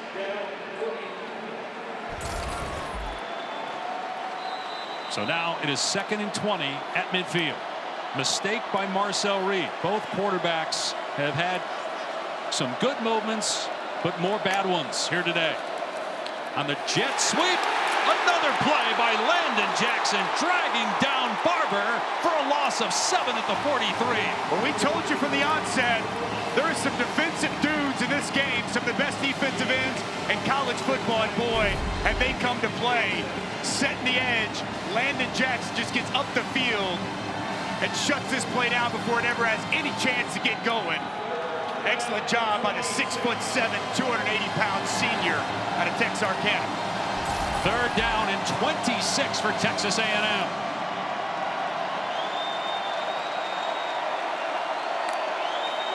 Four-man rush for the Razorbacks and a short throw.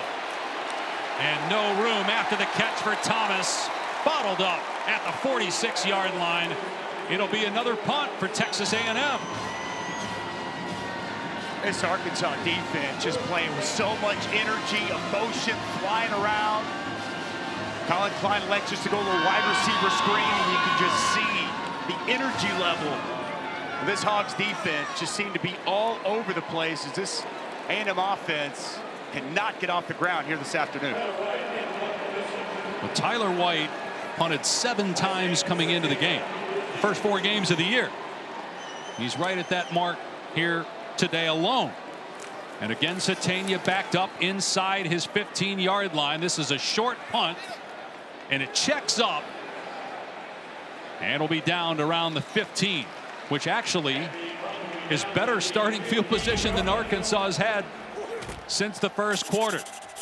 We established it from the onset. There were going to be some defensive dudes in this game. Nick Scorton, Mel Kiper's got him as the top defensive end in this year's upcoming draft. He's been outstanding, as has Landon Jackson, Kiper's #2 defensive end. Production been down a little bit for both this season, but it is up here this afternoon.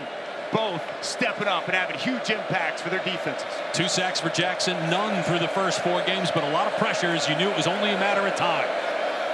Great player from Texarkana. And here's Jaquindon Jackson with his best run of the day. Starting to give it to him more here late in the 3rd quarter, and that's an 11-yard run. They've got to get back to this. Pin and pull once again. 55 Carmona. Did you see him get out on the corner lead? Nice block, paving the path for Jaquindon Jackson. And we've been surprised here in the second half. We haven't seen more of the SEC leading rusher. He had 12 carries or 12 yards in the first half on 5 carries, 18 yards on 3 carries in the second half. And it's play action. Green setting up, going downtown, but Broden stopped running. And the ball well overthrown. There's a penalty marker down, perhaps a pre-snap foul, because there are a lot of guys standing around wondering if the ball should have been snapped. Prior to the pass being thrown, holding on the defense, #8. That 10-yard penalty will be enforced from the previous spot, and it carries an automatic first down. But Jaden Hill commits the defensive holding call with 2 minutes to go in the 3rd and tie game.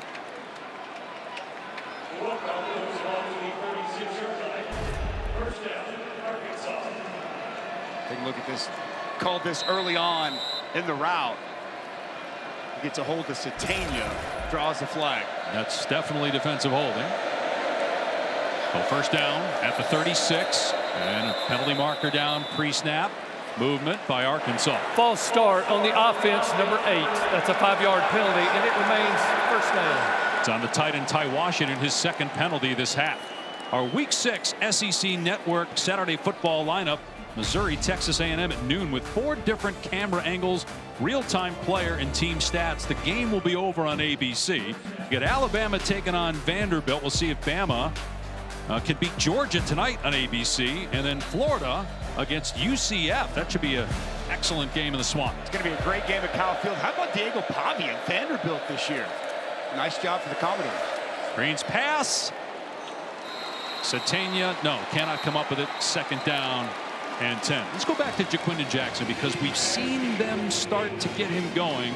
Then they go away from it. Jackson is from here in Dallas, was a high school quarterback, a dual threat, went to Utah, was third or fourth string quarterback, moved to running back, had a great year last year, transfers to Arkansas, leading the SEC in rushing, and he's barely touched the ball. He's so tough to tackle, makes the initial defender miss all the time. 2nd and 15. Green trying to set him up for a screen. And here he is, breaking a tackle. Jackson at the 40, lowers the boom on the defender. Ball may have come out. Jackson got it back if it did. And it's a first down and a gain of 14. Ja'Quinden Jackson right on cue. Been waiting for a screen. This aggressive Aggies defense allowed them to come up the field, dump it down to your running back, well set up and executed as Ja'Quinden Jackson takes a shot over on the sidelines. Ball did come out, but he was down. He recovered it anyway. He's going to stay in the game after that big hit. Good drive by Arkansas. It started on its 15-yard line. Now out at the 47. Green back to throw. Pressure in his face. Green throwing on the run. Armstrong comes back and makes the catch. A gain of about 6 on the play as Green extending the play, moving laterally. Pressure coming again. Sanford's able to get home. We see Taylen Green retreat out to his right. And boy, Andrew Armstrong, so good working back to the football in strong hands to make that catch going to the ground. 6 catches now on the day, 29 in the year for Armstrong. Great spot to run the football with 22. Instead, Green keeps it, heading for the sideline, gets bumped out of play, but had the first down. Ratcliffe over there for A&M to make the hit. Ryland Kennedy. You see Ryland Kennedy, he's going to take one too many steps inside, and Taylen Green so good. When that defender takes that extra step, he waits, he's patient, and he takes what the defense gives him, and it's a first down. Seems like Green maybe has settled down, making better decisions here in the third quarter. You heard Taylor's report that he was rattled in the first half, according to Sam Pittman. Green throws here to Tesla, and he's got room. Shoved out of bounds inside the 30. Tesla had the touchdown catch, 75 yards in the first quarter, and that's a gain of 12 on the final play of the third quarter. Boy, it has been competitive. Satania with a nice block on the perimeter to help spring Tesla. Stick around. We got a fun fourth quarter coming your way from Arlington.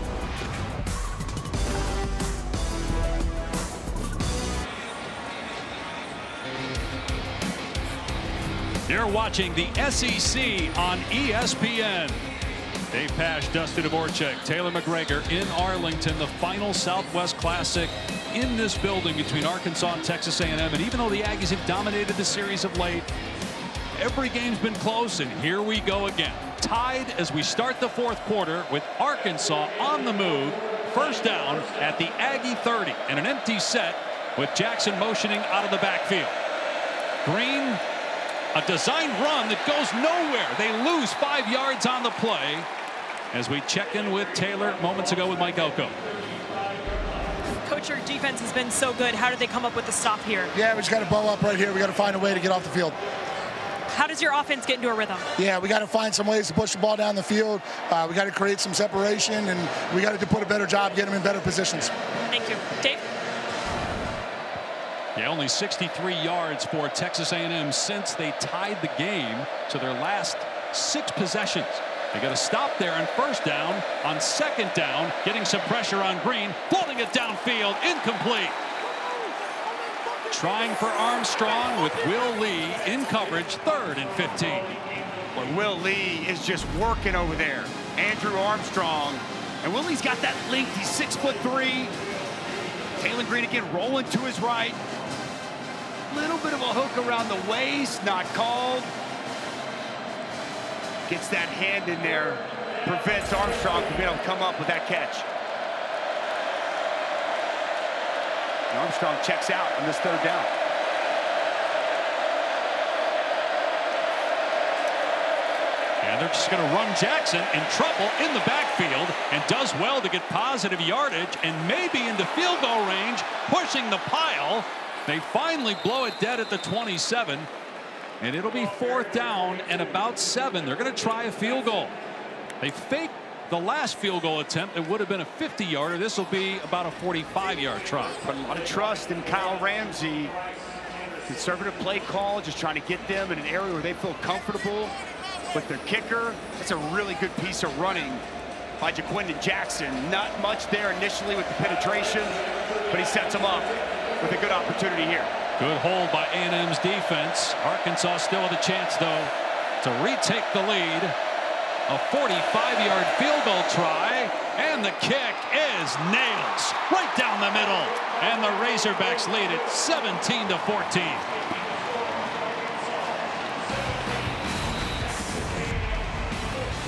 So Kyle Ramsey, who had struggled this year, shown a lot of trust from his head coach Sam Pittman, and he delivers to put the Razorbacks back in front.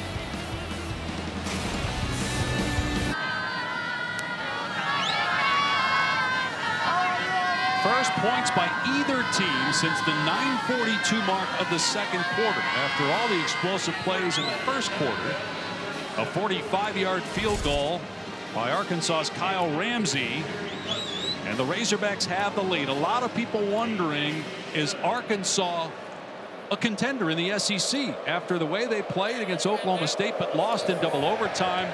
They clearly have some talent. They have Tennessee at home next week.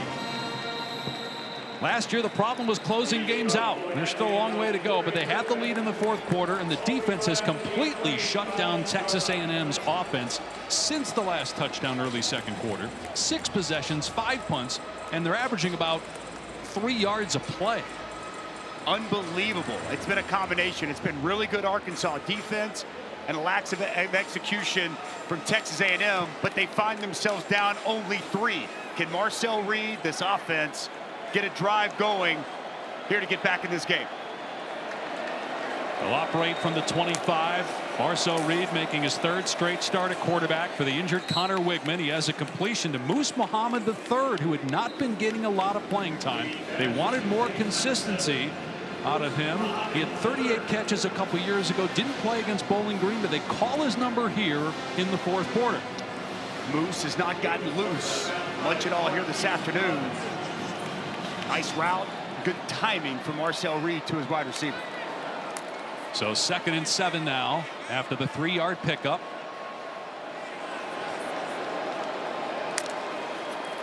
Another pass play.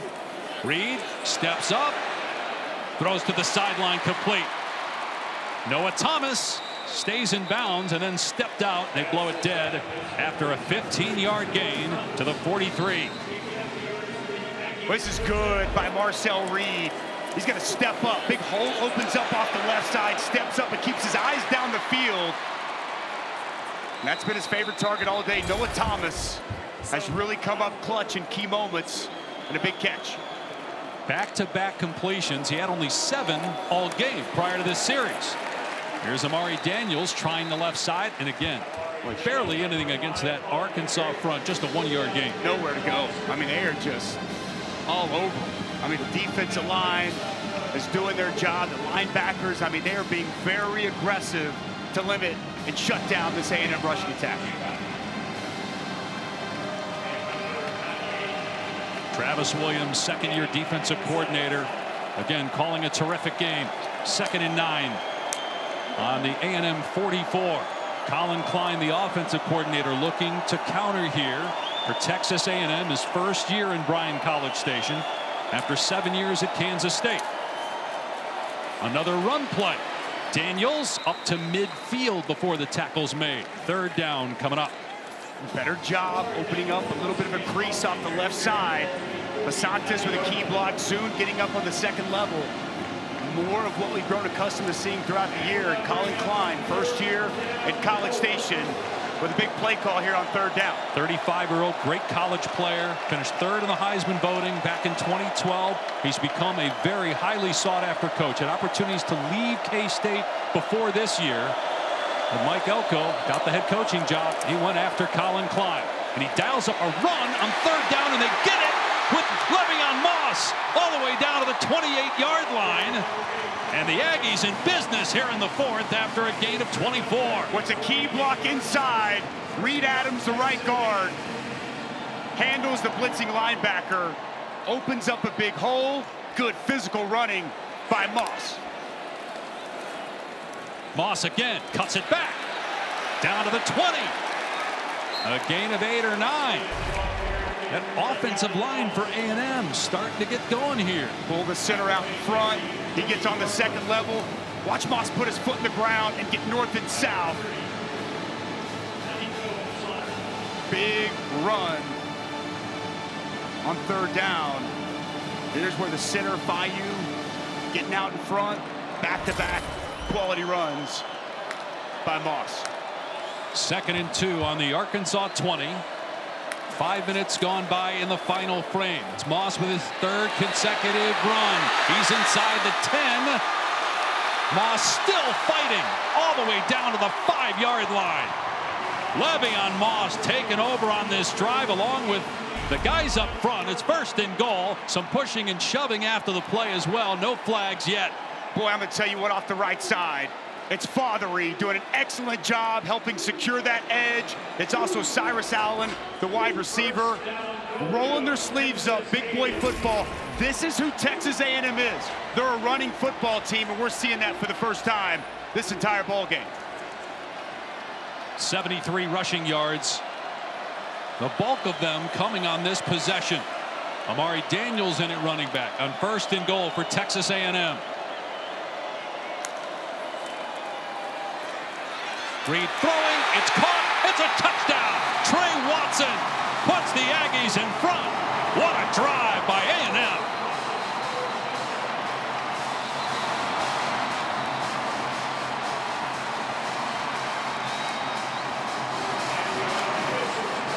But when you can establish a line of scrimmage and you can run the football, you can set up play action, and all of a sudden everything seems to work.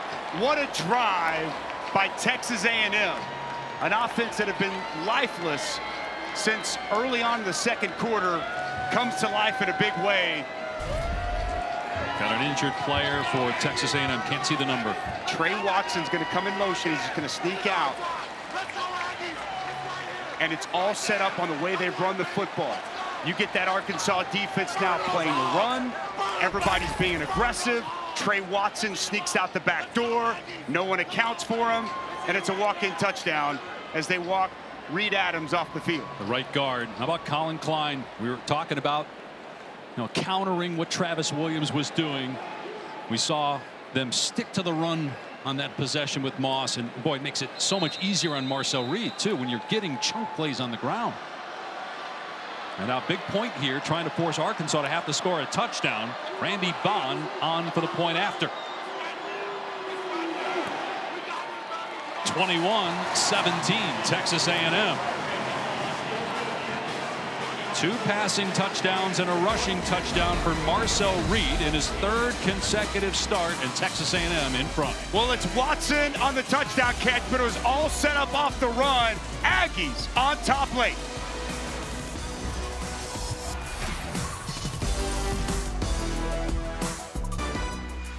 ESPN College Football is delivered by Papa John's. Better ingredients, better pizza, better get you some. There have been some terrific players that have played in this game, including future Hall of Famer Von Miller, Myles Garrett as well. The late Ryan Mallett, who started his career at Michigan and then helped Bobby Petrino win a lot of games when he was a quarterback for Arkansas. The Aggies have won 11 of the last 12. The series will shift from Arlington to Fayetteville next year as they go back on campus. There's the Southwest Classic trophy, and Arkansas will have the ball, plenty of time, And Taylen Green on the spot. Can he lead the Razorbacks down the field to retake the lead as we check in with Taylor? Something to pay attention to, their leading receiver, Andrew Armstrong. You can tell he does not feel 100%. Trainers were with him. He was stretching out both hamstrings. They had him with smell salt. He was eating Skittles, filling him with liquids. They've been trying everything, but just something to pay attention to. We'll see if it impacts the way they try to target him on this drive. Yeah, we've seen him go down 2 or 3 times in this game and have to go to the sideline. On the season, 28 catches, doubling the next highest receiver on Arkansas. Play action, flag down, and that pass may have been tipped. It fluttered and was caught at the 30 by Jackson. For a gain of 5. Let's see what the flag's about. Illegal motion on the offense, number 6. That's a 5-yard penalty from the previous spot with the replay of first down. So it's on Satania, and chalk that up to another mental error for Arkansas. That's 8 penalties now on the Razorbacks, along with a couple of turnovers. Not disciplined. It's going to drive Sam Pittman absolutely crazy. Seeing the ball on the ground with a bad snap a couple times. Don't forget on ABC tonight, the big one, Georgia, Alabama. Some good games on ESPN. Stanford coming off a win on the road at Syracuse, playing Clemson tonight. Utah top 10 team at home against Arizona. 1st and 15 after the penalty. Green in trouble, being chased. Still on the run. And now throws it incomplete as he got run out of play by Albert Regis and Shamar Stewart. Stewart has been all over the place today. For Texas A&M, 2nd and 15. Good effort to the sidelines from Taylen Green, and he takes a shot from Regis. Makes that contact and initiates inbounds. Good no flag there, but with that Aggie front, they've been letting Taylen Green feel them all throughout the course of this ball game. My question kind of is, you get away from the run. Right. You're getting Jaquindon Jackson going. Last drive, they come out with 2 straight passes to start this drive. And here's another one. Green with a long throw, and it's caught. Broden with the catch right at the line to gain. What a throw by Taylen Green from the far side all the way to the near sideline to Broden for a first down. Oh, and he keeps that back foot in bounds before the front foot hits out of bounds. Take a look at this one more time. That foot's on the ground. Arkansas snapped it quickly, though, and now they give it to Jaquindon Jackson, trying to run laterally, and there's just no room. Dalton Brooks over there to make the tackle. A loss on the play. Trying the perimeter to no avail. Well, Dalton Brooks is like a heat-seeking missile out there. Nice play. We'll look at it one more time. Well, I don't know, Dave. I don't know that he had secured the ball when that foot came up. And the left foot touched out of bounds. That's smart by Arkansas to get on the football so quick and snap it. 2nd and 11. Green over the middle, complete. Tesla in the in territory to the 45. That's a 21-yard pickup. It's a good route on the dig by Tesla. There's going to be a big void in the zone, as you're going to see right here. He's going to work in this soft spot, and it's a good find and a confident throw from Taylen Green on the money. They'll throw it again here. Tesla on a wide receiver bubble screen to the 40-yard line. And trounced there, led by Brooks. But you're right about Taylen Green. It feels like he's really settled down here in the second half. He's playing at home for all intents and purposes. He grew up about 20 minutes away from AT&T Stadium. He was a Cowboys fan growing up. He used to come to games as a kid and watch high school football and the state championship games here. He went to Boise State, where he spent 3 years, started 22 games, transferred back to Arkansas, and trying to lead his team to victory here. He's done well on this drive. 2nd and 5. In trouble as he faked the handoff. And down he goes for a loss of 3 at the 43 with Scorton getting pressure. Boy, Nick Scorton plays this so well. We've been talking about him a lot. He's going to be the unblocked player coming off the edge. Watch him sit down and put Taylen Green in a tough spot. He's going to come up, he's going to squat, play it, and he's in perfect position to play Taylen Green, trying to make a play on the perimeter. Excellent job by Nick Scorton. Maybe 4-down territory, trailing by 4, needing a touchdown, 6-minute mark, 3rd and 8 at the 43. Green to pass, pressure off the edge. Green didn't see it, but he breaks the tackle, gets away from Jaden Hill, looking downfield and lobbing it. Did Armstrong get a foot down? No, incomplete. He almost came down with that and got a foot in bounds, but it's 4th down and 8.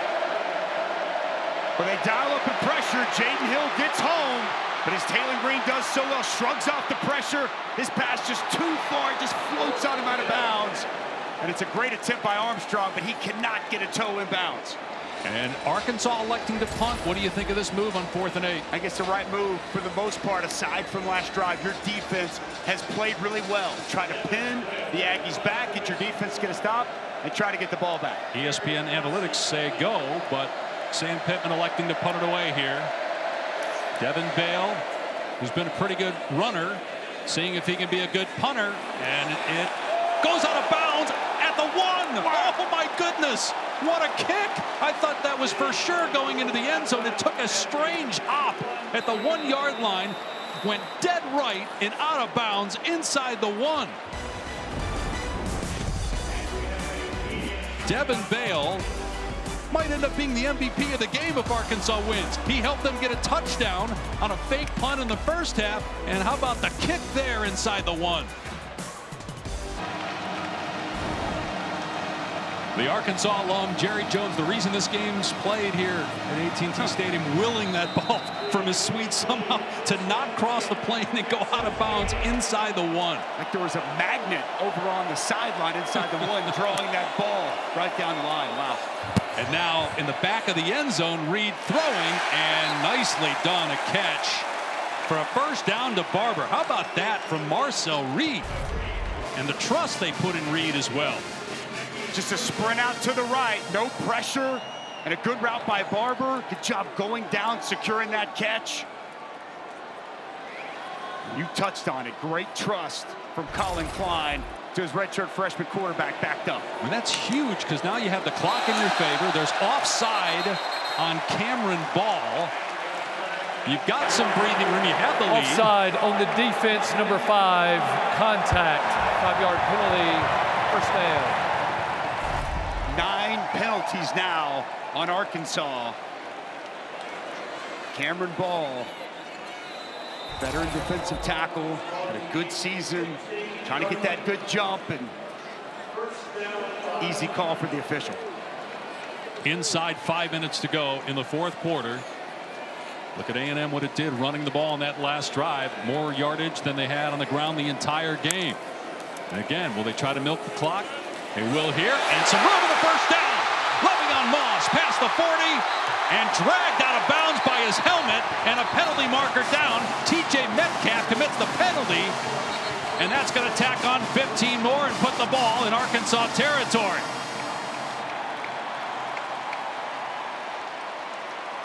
The Arkansas penalties adding up in the critical moments.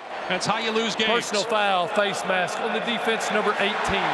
That 15-yard penalty will be added to the end of the run, and it carries an automatic first down. Well, Coley Fayu, the backup centers come in, and he gets a key block on this run. It's an excellent job as he's going to pull around, get up on the backer, Sorey, and I'll pave the path for Moss to get up the field. And just after the play, TJ Metcalf, who we just really enjoyed talking to, not only has he grabbed the face mask, he really never lets go. Probably upset about having Moss stiff arm him, but you can't do that. Inside the 40-yard line of Arkansas, nearing 4 minutes to go with a 4-point lead. Taking the play clock down and running Moss, and a tackle for a loss. That was Eric Gregory in the backfield, a loss of a couple that gets A&M off schedule. Remember, Arkansas has just the 2 timeouts, had to burn one in the 3rd quarter, but with the new rule, they will get an extra stoppage at the 2-minute timeout. Been the story of the end of this game in this 4th quarter. A&M's ability to get back to what they do, running the football. Back-to-back drives now. We've seen Moss really come to life, and the movement up front by this Aggies offensive line. But a negative play, 3-yard setback on first down. Daniels going to lose yardage again. Belted at the 44-yard line by Anthony Switzer. So back-to-back negative plays. 3rd and 15 now. But it's Eric Gregory once again. He's going to get up the field, and you're going to see Switzer come downhill. Eric Gregory, back-to-back plays, just creating penetration, confusion, and Switzer with a tackle for loss. This is an A&M offensive line as good as anybody in the country at not allowing negative plays. And just as it felt like the tide had shifted and A&M was getting all this push, Arkansas answers with 2 key stops. You mentioned the backup right guard Cam Newberry in there for the injured Reed Adams. Here's Marcel Reed taking a deep shot, and they're going to say uncatchable. There was some contact. Thomas was the intended receiver. Jaden Johnson in coverage. The official motion that the ball was overthrown, and that's why no penalty. Interference. The ball was uncatchable. 4th down. Mike Elko hates the call, but it's 4th down and 15, and Arkansas is going to get the ball back with 2:50 to go. Not surprising, Noah Thomas is the target, and Jaden Johnson, safety, is going to be in man-to-man coverage. I know there's contact, and I know A&M fans aren't going to like it, but even for the 6'6" Noah Thomas, that ball, no chance to be caught, and no flag is thrown. So a huge stop. Now we got a delay of game delay on the offense. 5-yard penalty. Remains 4th down. Give Tyler White a little more room to punt, but give the Razorbacks defense credit. They've been getting gashed the last 2 drives, but they bounce back, create back-to-back negative plays, and then the punt. And they're going to have 3 timeouts, 2 of their own, and the 2-minute timeout to put the ball in Taylon Green's hands to try and go the length of the field and win the game. First things first, Satania back inside the 10. And a fair catch made at the 10. Another good punt by Tyler White.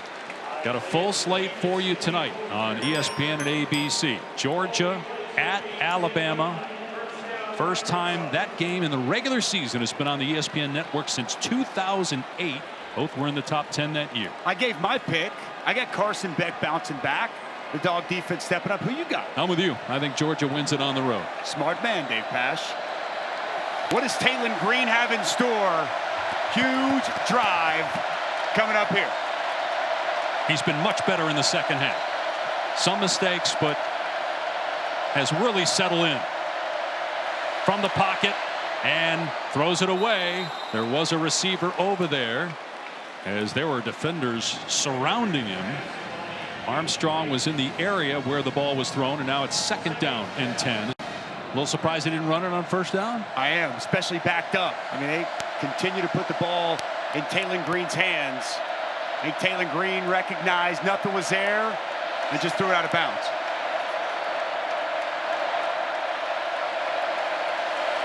Green will throw again. Pressure up the middle. He's got protection, and his pass to Satania is caught around the 14-yard line. Short gain. Pick up a 4 or 5 depending on the spot, and it'll be 3rd down and 5. Clock on the move here. 2:20 and counting. Arkansas in no rush.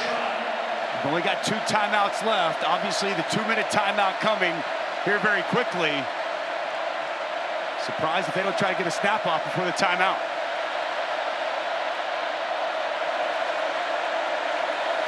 Green from the pocket, and it's caught close to the line to gain by Satania. They're going to spot him just short at about the 19.5-yard line. We're at the 2-minute timeout. It's going to be 4th down and half a yard for Arkansas. So here's the catch by Satania, ruled down short of the line to gain. 4th down for Arkansas when we come back.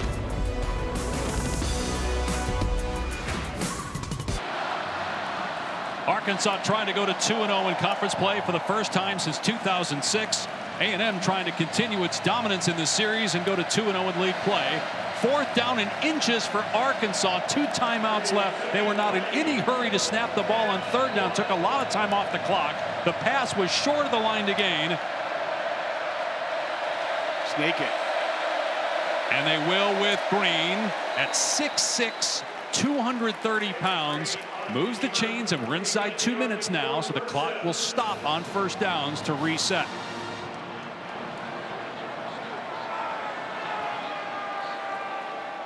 "79 yards away for Taylen Green, back home in Dallas, where he grew up a Cowboys fan, trying to lead his team down to victory. Pressure off the edge. Green with a long throw in traffic, incomplete. And a flag comes in. Armstrong interfered with by true freshman Des Ricks. That'll spot the ball around the 35 after the penalty. Pass interference on the defense, number 10. The ball be placed at the spot of the foul, and that carries an automatic first down. Yeah, Des Ricks just kind of panics here as he grabs hold of Andrew Armstrong. He's been going after it all afternoon. See that pass coming out, and Des Ricks just panics. Never located the football, went through the receiver. Pretty easy call outside. 1:41 on the clock. 2 timeouts. Green back to throw. In trouble. Pressure coming. Green sack. Ball's out. And recovered by Texas A&M. Scorton forced it. Jaden Hill recovers it. A penalty marker is down. But it's A&M football.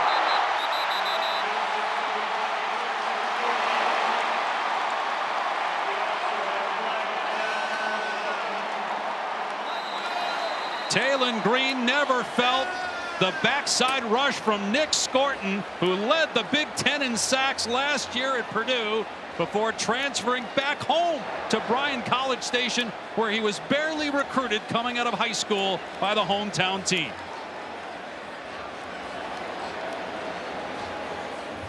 Let's see what the penalty's about. It was thrown late. And meanwhile, Shamar Stewart is down for Texas A&M.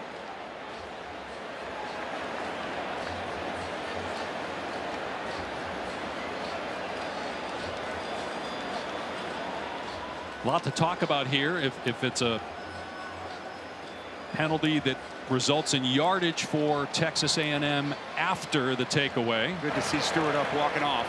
Following the change of team possession, there are 2 dead ball fouls, both by Texas A&M. After the play, unsportsmanlike conduct, number 10. That is his first of the game for taunting.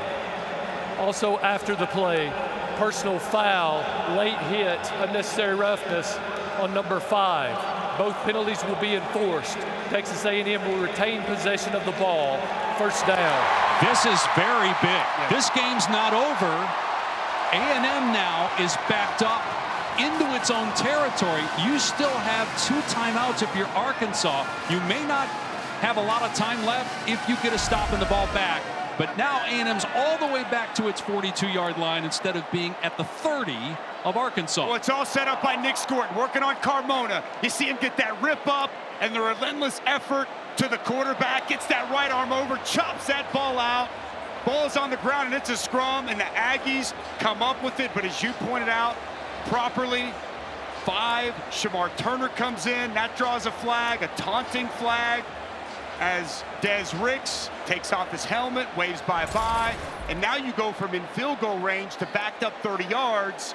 And Arkansas, with 2 timeouts, still has life in this ball game. But wow, what a rush and what a takeaway from Nick Scorton in this Aggies defense. Boy, Arkansas, remember, burned a timeout in the 3rd quarter for a fake field goal. You know Sam Pittman wishes he had that one back. From the 42, A&M going to keep it on the ground. And here's Moss, and that's way too much to give up if you're Arkansas. A gain of about 7 is Le'Veon Moss, and that offensive line for Texas A&M has really come alive here in the 4th quarter.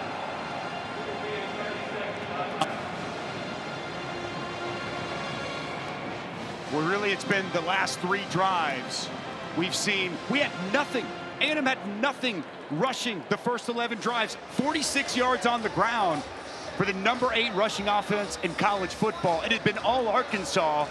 And then the drive, after they go down, they come back. They run it for 55. We had a chunk run last possession from Le'Veon Moss. That front starting to get that push, and Le'Veon Moss really doing an outstanding job getting chunk yards in the run game. Think about how this game historically has been a springboard for the winner. And primarily A&M. They've won most of these games lately. The last time Arkansas won was in 2021. They ended up winning 9 games that year. A&M, first year under Mike Elko, trying to win some of that fan base back that lost hope after disappointing back-to-back seasons under Jimbo Fisher. On second down, they run it, and it's a first down. And that pretty much does it. Down to the 43 is Le'Veon Moss. Only one more opportunity for Arkansas to call timeout. That's going to happen here. And now A&M can take a couple of knees and take a victory back to Bryan College Station. What a fourth quarter for Le'Veon Moss and this offensive line. That final run that's going to seal it. It's Fayu, it's Basantis, and it's really the story of this football game. Coming in, it was the matchup we couldn't wait to see. It took a while, but in the fourth quarter, when they had to have it, the offensive line of Texas A&M imposed their will, and it's Le'Veon Moss, the breakout star of the fourth quarter. And this football team, Dave, riding him to the finish line, and a big-time victory for the Aggies. And the last play we saw, Lycett, Fayu, nice seal, Basantis, that hole opens up, and all of a sudden now you look, Le'Veon Moss, 117 yards on the ground, and just about all of it has been these final 3 drives. What a performance here late by this Aggies rushing attack. He had 22 yards in the first half, and there's the team rushing for A&M by quarter. Got an official stoppage here, but you think about the schedule for Texas A&M. They don't play Alabama. They don't play Georgia. They have Missouri at home next week. They play LSU at home. They have Texas at home. And Mike Elko in year 1 going to go to 4-1 and 2-0 in conference play. And just the way they had to win this game. Not a lot going right offensively. It's with defense, what you'd expect from a Mike Elko coach football team. Such a defensive guru and all of his stops along the way, and then rolling their sleeves up and getting to their brand of football, running the ball. And you start to look at it, to your point, Dave. Missouri next week, I think that's a game that Texas A&M 100% can win. You get a bye week, then Mississippi State, LSU comes to your backyard, Texas comes to your backyard, and you miss a lot of the other upper-end teams in the SEC. What a win. What a performance in the fourth quarter for Mike Elko's Aggies. And if you're Arkansas, another close loss. If you're a Razorback fan, you might be saying, here we go again, just like last year. Texas A&M 21, Arkansas 17. The Aggies win the final Southwest Classic at AT&T Stadium.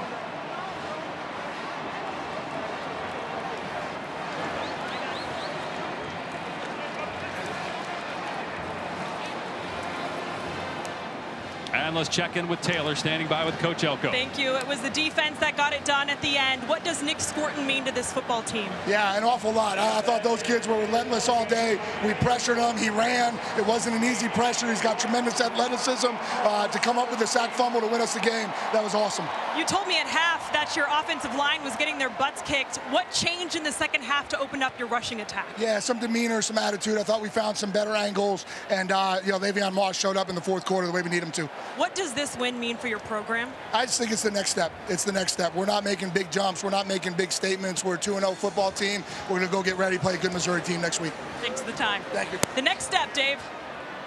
And Nick Scorton is a big reason why, again, Mike Elko wanted veterans, guys who've been around, had success elsewhere, and he had 2 sacks and the big forced fumble. He set the tone. First play of the game was a tackle for loss, and then last play defensively, the biggest in this game. Relentless effort and pursuit to the quarterback.